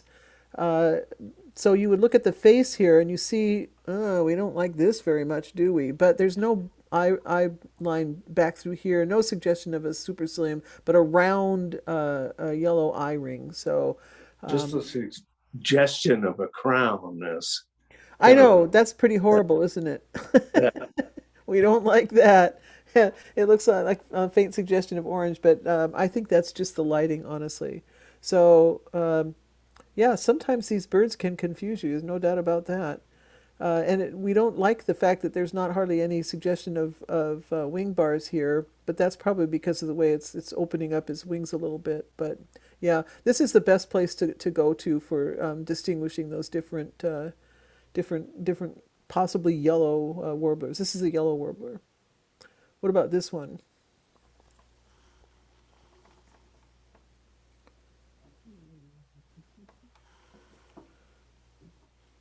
Beautiful. Anyone? Uh, a white crowned sparrow, And why do you say that? immature one. Well, you've got the plain breast, Yep. it looks like, and you've got the rufous or rusty Mm-hmm. Yep. top of the head with the With this swooping up eye yeah. line that go from starting behind the eye, and it kind of almost looks like it goes up, like someone's dragging its eyelids up, sort of. Yeah, that's very typical for these immature white-crowned sparrows. Is this a Gambellus or a Pugetensis? I have no idea. Well, I don't require that, but it's just fun. Does that Oh, matter? you like that? I just Laura. can never remember. Well, I think it's Bill color. Bill color is what you're looking Yeah. at. That's right. and it's not the school bus yellow. That's right. So it's the Gambellus. So yeah. So most of these wintering white-crowned sparrows are going to be Gambellus. It's the white-crowned Pugetensis that comes here in the spring to breed. So yeah, this is a winter bird. You can kind of tell by the lack of any leaves here. But yeah, that's a beautiful example of one, as a matter of fact. But you know what? It wasn't until just about 3 or 4 years ago that I started paying any attention to these differences in white-crowned sparrows. So it's not a requirement. It's just kind of fun. there's a bunch of new ones in town recently too. Are there? Yeah, how fun. What do you think this one is?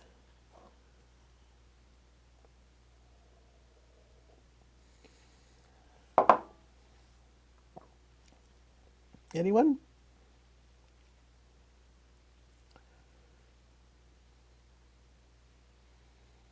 Some kind of crossbill, No. You know what? a siskin. That bill deformity again. It's not really. It just sort of looks like it's not a bill deformity. I can tell you that. This is the way it's supposed to be, but not crossbill. Crossbill would the upper bill would come much farther down, and the lower bill would come up so much that you would actually see the tip of it sticking out on the other side. Grosbeak again. Wouldn't Good. have that coloring. That's right. This is a sparrow. No, I think it's a finch. No? Well, you're kind of right and kind of wrong. As always. This is a female house sparrow. Ooh. Oh, way. So, What? yeah, this is an introduced bird. It's not closely related to our sparrows. It's not a finch either. It's an old world sparrow. And as I say, this can be one of the hardest IDs to make in the field if she doesn't happen to be by a male. Male will be completely easy to identify. But if you get a female off by herself like this, it can be a very difficult bird. So you can see how confusing it is with this bill, which is, it doesn't look like a sparrow bill. It looks like a finch bill, but then the rest of it doesn't look like a finch because our finches are stripy, and this is very plain breasted. And then you've got this kind of weird thing going on in the face here. It's not a plain face. One way to kind of remind yourself that this is a female house sparrow is this eye decoration here. It's a kind of a broad, it's not a supercilium, but it's like a broad back eye stripe that's pale beige. That's pretty prevalent in all individuals. So when you see that kind of thing, start thinking of a female house sparrow. So yeah, this is a tough one. What about this one?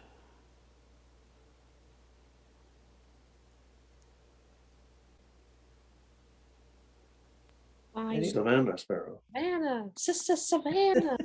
This is the Savannah sparrow. Yeah. So let's look at the field marks. So once you see this, it just kind of gets smacked in the face by this, and you say, "Oh, that's a Savannah sparrow." I don't want you to identify birds like that. I want you to start at the bill and look at these individual features and work your way back. So we start with the bill. It's a sparrow bill. We notice it has a central crown stripe, thin, narrow. And then stripy and streaky on the head, yellow lore, which is diagnostic for this sparrow. Tell me, does the yellow lore always look like this in all individuals? No, it varies with, and also the Season. the profile varies, but somehow you can always tell the lore and the beak, and also the distinctive call, especially at Discovery Park recently. Yeah, when these birds first arrive from the south, they don't sing right away. It takes them like a few days to get used to the idea that they should be singing. So they can be quite an early migrant, sometimes getting here in late March. But yeah, depending on the season, as the season progresses, sometimes this lore can get very dull.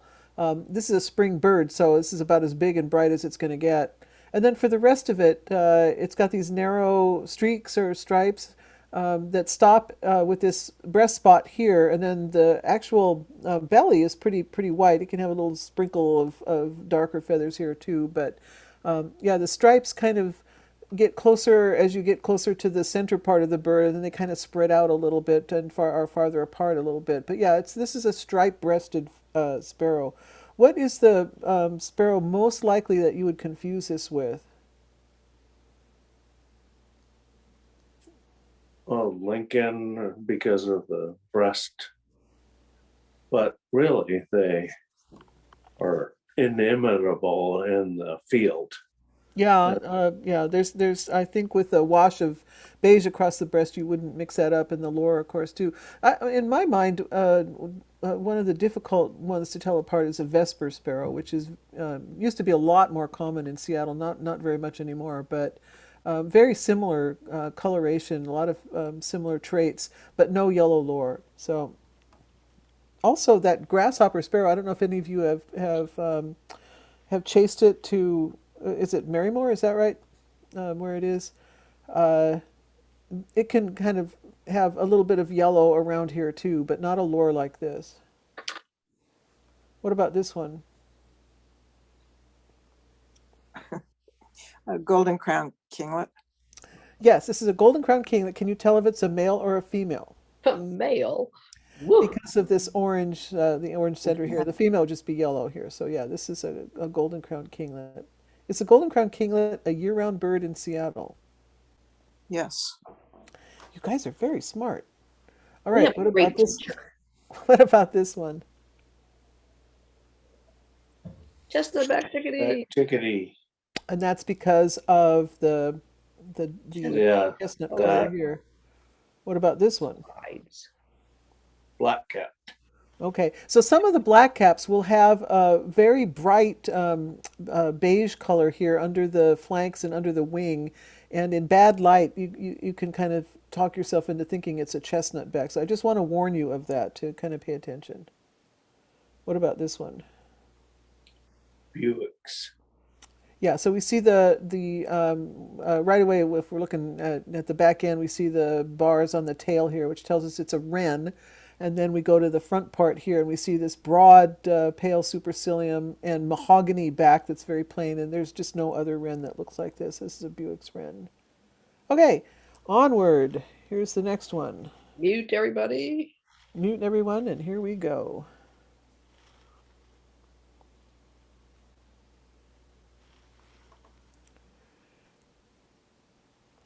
Here's the second bird.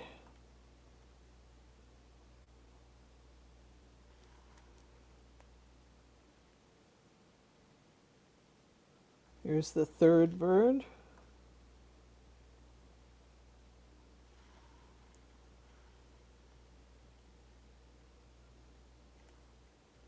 Here's the fourth bird.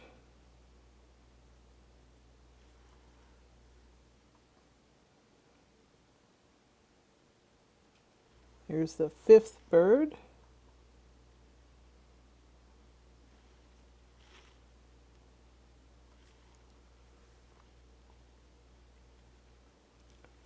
Here's the sixth bird. It's a nice picture. Here's the seventh bird.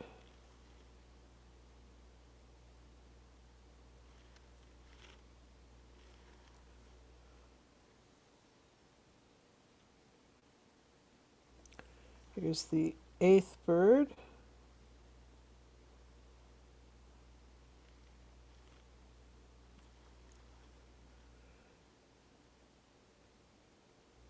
Here's the ninth bird.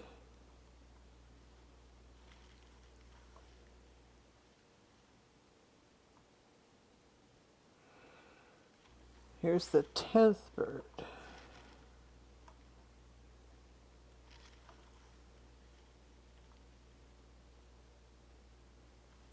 Okay, let's go back here and tell me what you think that is.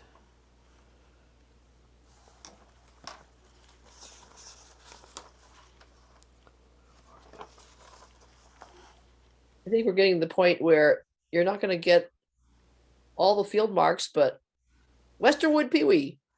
Yes, that's exactly right. You're good, Elaine. That's just fantastic. Yeah, so I agree. yeah, some of these birds are just not going to show you everything, and if they're not singing, a lot of people just throw up their hands and say, well, it's hopeless. No, it's not hopeless. You can do a lot. So we start with the bill, and we get it kind of dark here. That's not very helpful. We look at the eye ring, which is pretty much non-existent. So as soon as you see that, start thinking about Westernwood Pewee. And most of them have this little cresty look here, and otherwise quite plain. A little bit of hint of wing bars, but not much. So you might mistake this for a dusky flycatcher or a Hammond's flycatcher, and then you start looking at the primary projection here and get lost in that. But you shouldn't ever get that far, because the eye rings of both the dusky and Hammond's would be much more prominent than this. So when you see a little chunky bird like this without much of an eye ring, if any, start thinking Westernwood Pewee. What about this one? Warbling vireo. Oh my goodness, yes. So Yay. this is just so typical of what you would actually see, you know, because they like to forage up high, kind of. A lot of times all you're going to see is just the underparts. One of our plainest birds. So the bill's not going to tell you much from this view, that's for sure. It doesn't look like a warbler bill, but you can't really see the culmen, so that's not helpful. Then you look at the face and you see that it's got this supercilium here, but it's and a bit of an eye stripe through here, but it is not as stripy as a red-eyed vireo would be, where you would see this much more distinct, and the supercilium up here would be outlined in black. The rest of the bird is just plain, plain, plain, plain. This is one of the plainest birds. No wing bars, no stripes on the undersides, no nothing. Sometimes a faint wash of yellow can make these birds look a little bit more colorful. It's never very bright, though, and oftentimes it's just not there at all. So when you see this underside of the bird and it's just plain, plain, plain with maybe just a little wash of color, but not much, start looking at the head and hope for that this bird will eventually show you its face, and then you can make that identification. Warbling vireo. So yeah. What about this one? 50-50. No, no, no, not 50-50. We're not guessing. Loggerhead shrike. No. This is the northern shrike. So what are the distinguishing characteristics? Well, the, the diagnostic field mark is right here, and it can be very hard to see. I'm telling you this. The northern shrike has this black mask, does not go above the eye, and a good place to look at that is behind the eye. So you look to see where the eye ends, and then you can see that the back part of the top part of the mask is a little bit below where the eye is. That tells you this is a northern shrike. And then to confirm it, you look at the overall color of the crown and the back, and it's a pale gray. So that's a northern shrike. This is the loggerhead shrike. So you can see if you look behind the eye here on that mask, it goes above the eye. And as I say, with some individuals, it can be really tough. But the other thing is that the gray is darker on the crown and going on down to the back. That's about it. I used to think that there was a lot to be said for the size of the bill, and you can see, well, in these pictures it's tough, but the northern shrike's bill sticks out more. It's longer, and the loggerhead shrike's is kind of pushed in a little bit more. But once again, that can be very difficult to see in the field. It depends on the angle that you're looking at and so on. And so, yeah, you might not be able to always get this right, but and this is one of those birds where the time of year might be helpful. So loggerhead shrikes are going to come through in migration. If you're going to see one, it would be probably now, whereas the northern shrikes have already left for Alaska. So I don't like to identify things that way, but it can help you. And I thought northern shrike had landed in Montlake Phil, but it was actually a western kingbird, which is yeah. Doesn't have this distinctive eye stripe, but very yellow underbelly and black tail. Really great. Yeah, that's a nice bird. Yeah, but doesn't look like a shrike. Okay. Just wait till northern mockingbirds spread across, then we'll be in trouble. Well, John and I saw that last year too. Yeah, the northern mockingbird in flight can look a little bit like this, with the wing shape and the longer tail and the and white on the and black on the wings too. But the faces and heads are completely different. The northern mockingbird is more robin-like, I guess you could say, or it's actually more like thrasher-like. It would be more accurate. Okay, what do you think this is? Red-breasted sapsucker. Yep, it sure is. So we got a woodpecker, male, and we've got this bright red head that goes from the forehead clear down the breast, yellow under the belly. Body of work. I'm sorry? A body of work right behind it. Oh yes, yeah. This is leaving its little sapwell tree. I like to see these birds in flight because I like to see these white stripes on the wings here, which is difficult to see if they're not wings open. What about this guy? Fox sparrow. And you say that because? Fox sparrow. Because of the bicolored bill, the sparrow bill, and the chevrons on the breast. Yes, and the plain head and a plain face too. I used to have a hard time telling these apart from song sparrows, and it used to frustrate me because none of the bird books said that those two birds looked anything alike. It was like, what's wrong with me? I have trouble, and the bird books say I shouldn't have any trouble. I should have so little trouble that they don't even mention it. And it took me a long time to figure it out. But a lot of that lies in the face here. So with song sparrows, very stripy. Stripes on the crown, stripes above, stripes below, stripe everywhere. Yeah. But really, it's the bill. The bill, well, the bill is, I don't know, is this bill always yellow like that? It's not really a bicolored Not bill. in a song sparrow. That's what I'm saying. Yeah, the bill is smaller. The stripe pattern on the Not a- breast is very different. It's chevrons on the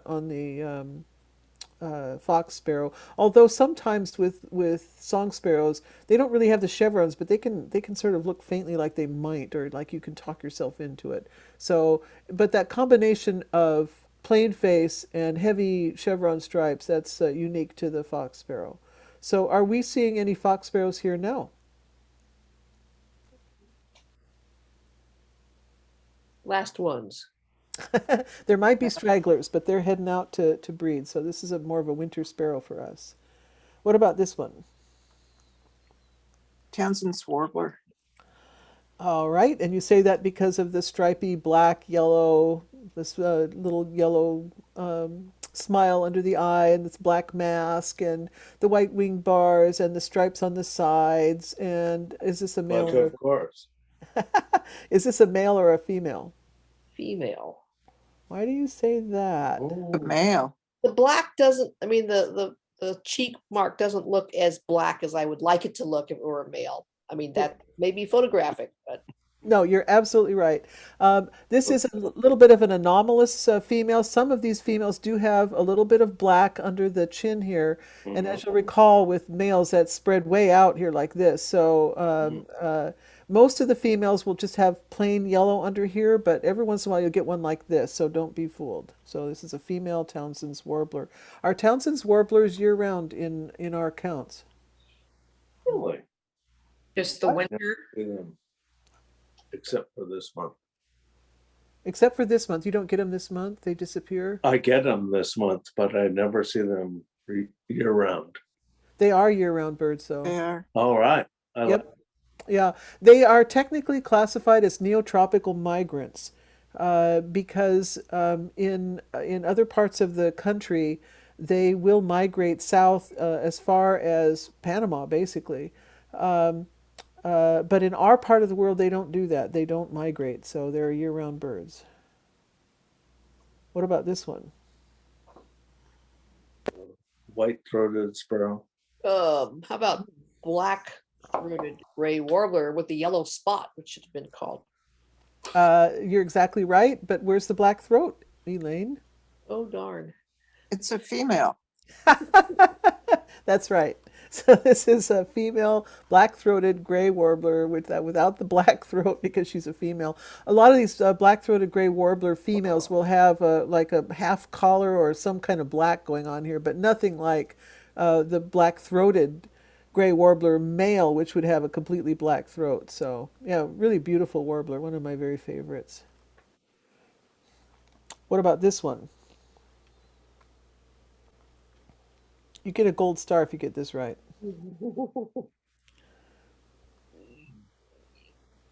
Is that a chat? You get the gold star, Nancy. Yeah.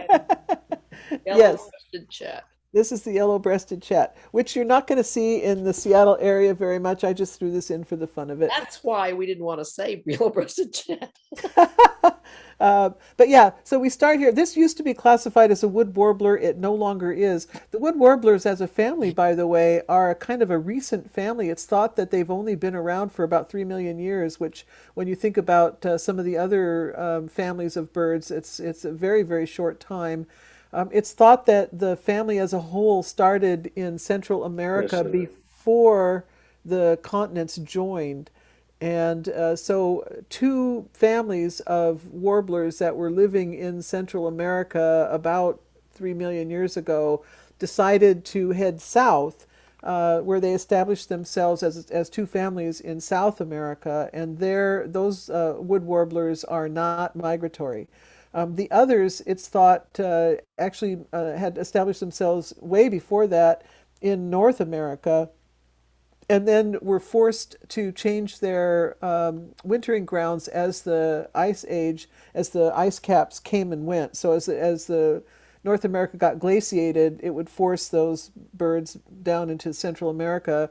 and then when the glaciers retreated, they would move back up again, and that kind of helped them begin to establish this pattern of migration. So we call them neotropical migrants because almost all of them spend their winters in the tropical areas, which would be anywhere south of the Tropic of Capricorn, clear down into sometimes as far as Argentina, depending on the species. But for a long time, it was debated about whether they started with their centered in Central America and South America, and then moved north for their pattern, or whether they started in the north and moved south. And now people are saying that the overwhelming evidence is that they started in the north and moved south. So what does this have to do with the yellow-breasted chat? And the answer is because the family is so new, the actual taxonomy is a little bit iffy with a lot of these birds. Some of them hybridize quite easily, and it's thought they do that because they haven't been that genetically separated long enough. And this particular species, the yellow-breasted chat, is now thought to be a little bit more closely allied with similar birds in South America that don't migrate. So what this guy is doing up here, we don't really know yet. But it got kicked out of the wood warbler pantheon, I guess you could say. Mm. So a little aside. Okay, so what's this one? Stellar's jay. Why? A young one with gape. You guys are so good. Yes. We don't get to see this very often. I sure don't. But yeah, the immatures, the immature birds will have this sort of pink gape here. But yeah, not black on the top, but this sort of brown. All right. So here we go. Let's do another 10. What's this one? Scrub jay. Ah!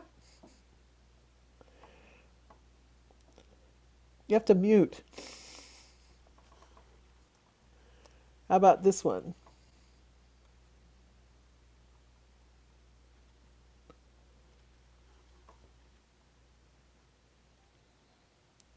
And then this one.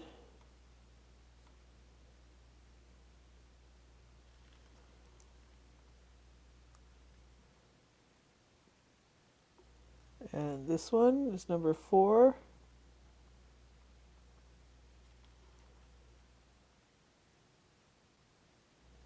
Number 5.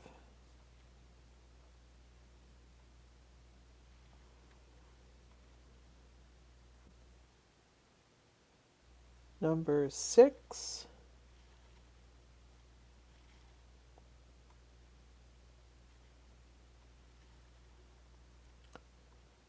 Number 7.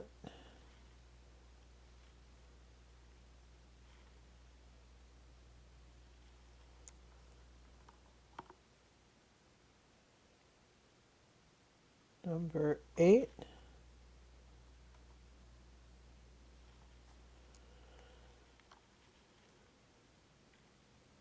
Number 9.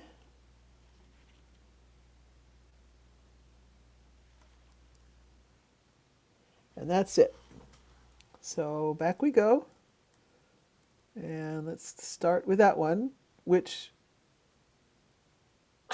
Carl said was a California scrub jay. Sorry. That's okay. Why do you say that?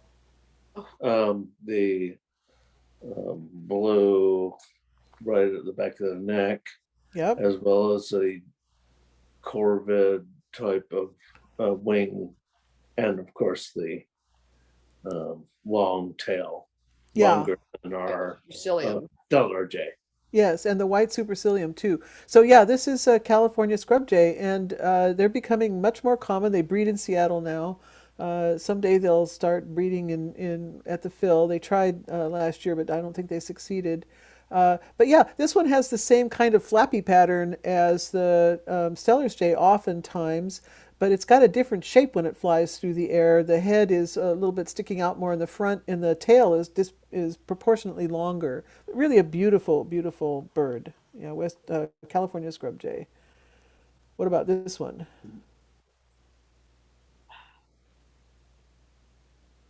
It's a pretty picture, isn't it? Wow. Female red-winged blackbird. Or Why do you say that? or Juno. Female. That lovely big white stripe, that bill.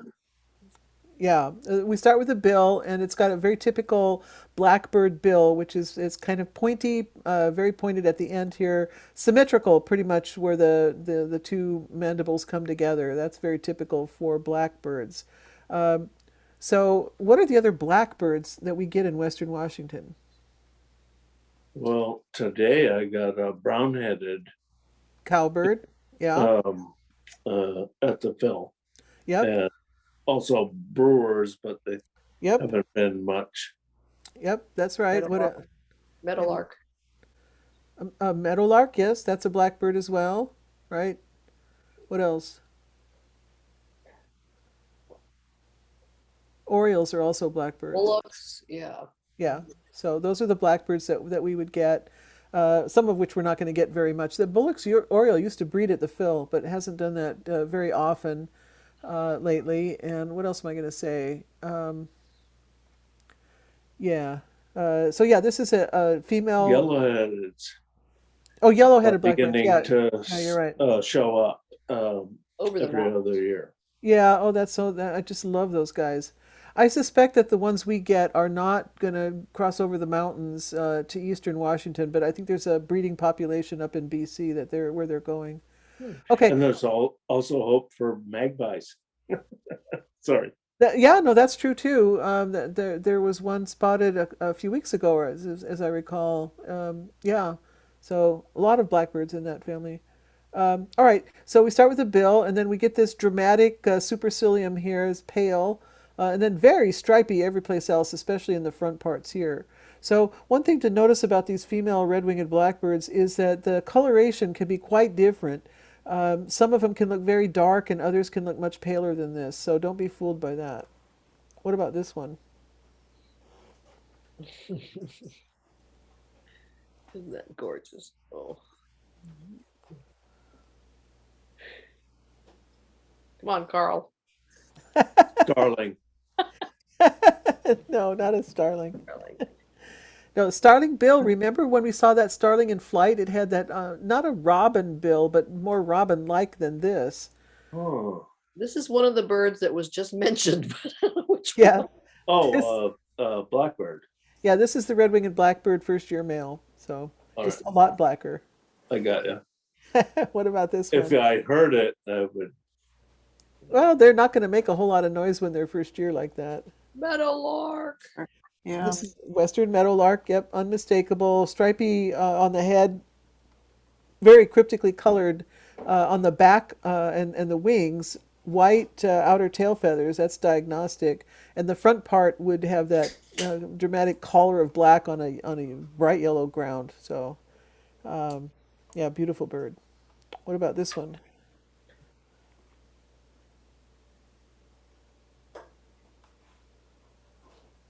Female finch. Cowbird. It's, yeah, we're starting with Could be the a bill cowbird. here. Yes, it could Yeah. be.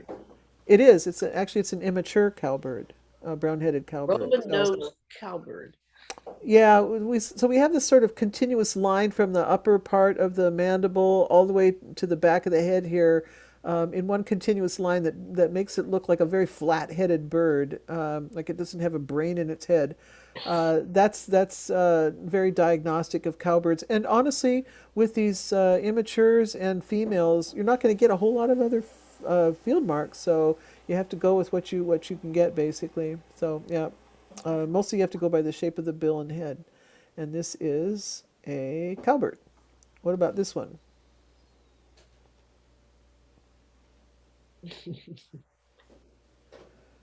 Epitomex. That's right. That's right. Which one? Doesn't have two white spots, so it's not an olive. Yeah, no white spots, not an olive side. Besides, look at the eye ring. That's not going to have an eye ring like that. PSFL. In. Okay, so let us think about, so we know we're in the flycatcher world. Which flycatchers have pretty prominent eye rings? Pacific Slope flycatcher. Pacific Slope has it. What else? How embarrassing. The Dusky and the Around- Hammonds. The Dusky and Hammonds also have pretty prominent white eye rings. Around here. Yep. What's more prominent? They're both actually, so we know this is not Pacific slope because there's too much eye ring, first of all, above the eye. It should be more scowly if it were Pacific slope, and it's very gray, which the Pacific slope would be more yellowish or olive. So now we're into only trying to figure out two.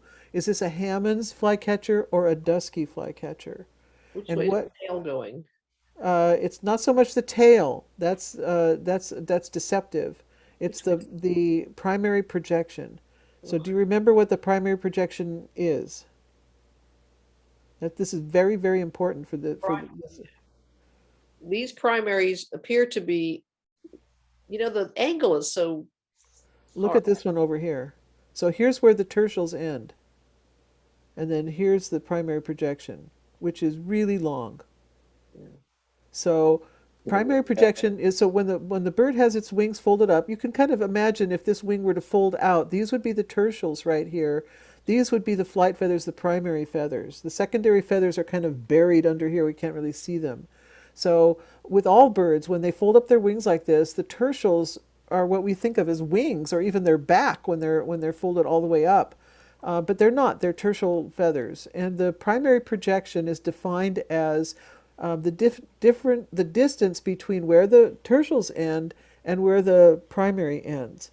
And with these dusky and Hammond's flycatchers, this is pretty much the only way, if they're not singing, which they're not on territory here, that you're going to be able to tell them apart. So Hammond's is the one with the long primary projection, and you can think of it as long because the word Hammond's is long. Dusky flycatcher, the primary projection is much shorter, and dusky is a shorter word. So that's the way to keep them straight in your mind. Another couple of species where this is absolutely critical is the difference between American golden plovers and Pacific golden plovers. So you need to become familiar with this as a field mark. So we don't talk about it very much because it's not a diagnostic field mark for most species, but for some of them it really is. So here is the dusky flycatcher, and here's where the tertials end right here. And then you can see this primary projection is very short. Look at the difference.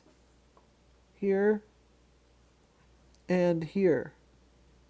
So the net effect of that is when these birds have their wings all folded up this way, the dusky flycatcher's tail can look very long because the wingtips end here. And the tail of the Hammonds can look very short because the wingtips go so much farther down the tail. But that's not the proper way to think about this. If that's how you're thinking about it, you're going to confuse yourself. It's just not the best way at all to see this field mark. You've got to look at the tertials and where the primaries end. The primary projection is key. So that's the Hammonds. This is the dusky. What about this bird?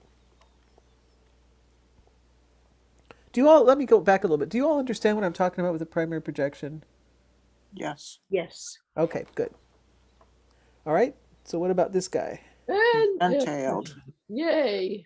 Yeah, this is the bad tail. So tell me the relevant field marks that you're looking at.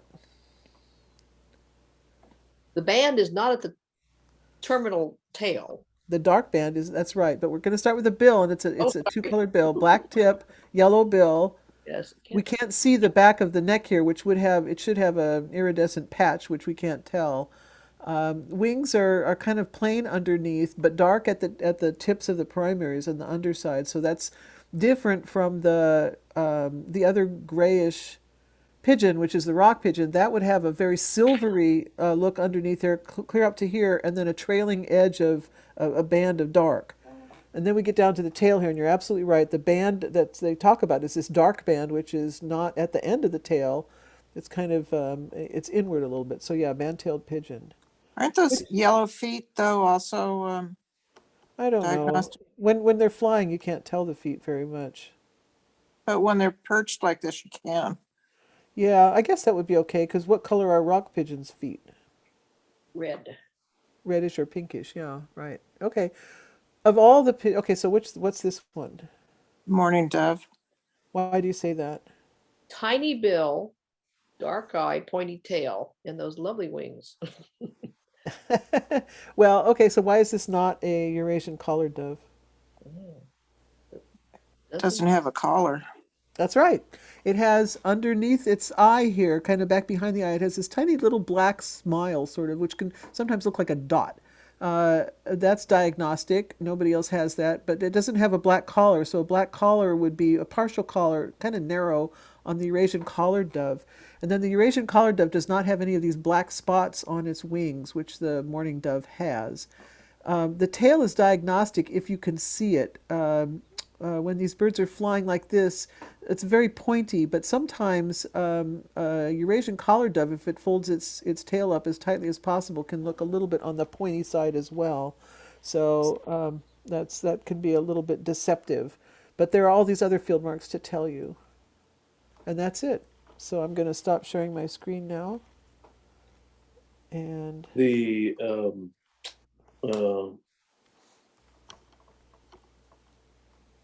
pigeons do have different. The Eurasian collared doves have distinct differences in their calls over the. oh yeah, no, that's true. And they're more likely to come to your feeders if you're on the, not in the inner city. And so that's one thing to tell people. They're getting to be very Volunteer. Yeah, they're getting to be very common out in the farm fields and so on, and they seem to be displacing the mourning doves. But in town here, it's mourning doves are pretty uncommon, and so are Eurasian collared doves so far. But I'm sure that will change, and the Eurasian collared doves will do better. That's my guess, anyway. So, They have done well at feeders in the last couple of years. have they? Yeah, yeah. Connie, you're winding down. I sense there are not enough people here still to express how much we appreciate all you've done, all the work you've put into this. I want to quote one of our member, Stephanie, because she said it perfectly. Thank you, Connie, for all your time and passion. There is no way we could have learned this level of detail on our own. So appreciate the extra details on how to tell apart the lookalikes. And Stephanie said, I normally don't like curveball questions on tests, but yours have been the exception. We're going to watch and rewatch and rewatch, and generations, we hope, of Neighborhood Bird Project wannabe good birders are going to gain from these. Thank you so much.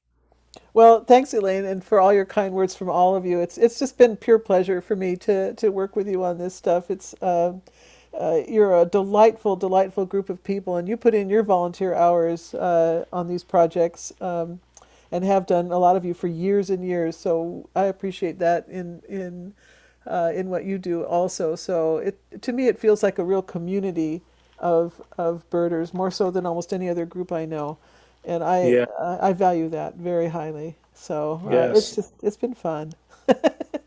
Yes, Right, I was lucky to be with all of Connie's classes, and I'm glad she was able to achieve what she did, and John and everybody. Thank you. Yeah, Carl, you're one of a kind. You're just fantastic to be with too. Here, here. So maybe someday we'll get back to doing field trips together. That would be a lot of fun too. Wouldn't that be wonderful? Yeah, that would be. Well, With Lois. We of the Hollywood Squares that have stuck with you. Yeah, thanks. Yeah. And the Oh, purple martins but are back. wait, there's more here. The purple No, martins are we're here. going to be merciful and skip the audio cheesty challenge that Connie and I worked up. It would only be another hour, so Oh, let's do it. Let's do it. no, it's, we're done here. Give But us Connie will sleep well tonight and have good dreams, and I hope you all do too. I think this breaks Connie's personal best. We're just passing the 3-hour mark. All right. Bravo. Isn't it wonderful? Fresh And I'm as a Zoom daisy. Pro Fresh as a if daisy. you ever need me in the future. Okay, Thank you thanks very a lot. much, everybody. All right. Bye. Love you Bye. all. Bye. Okay, good night. Good birding, all.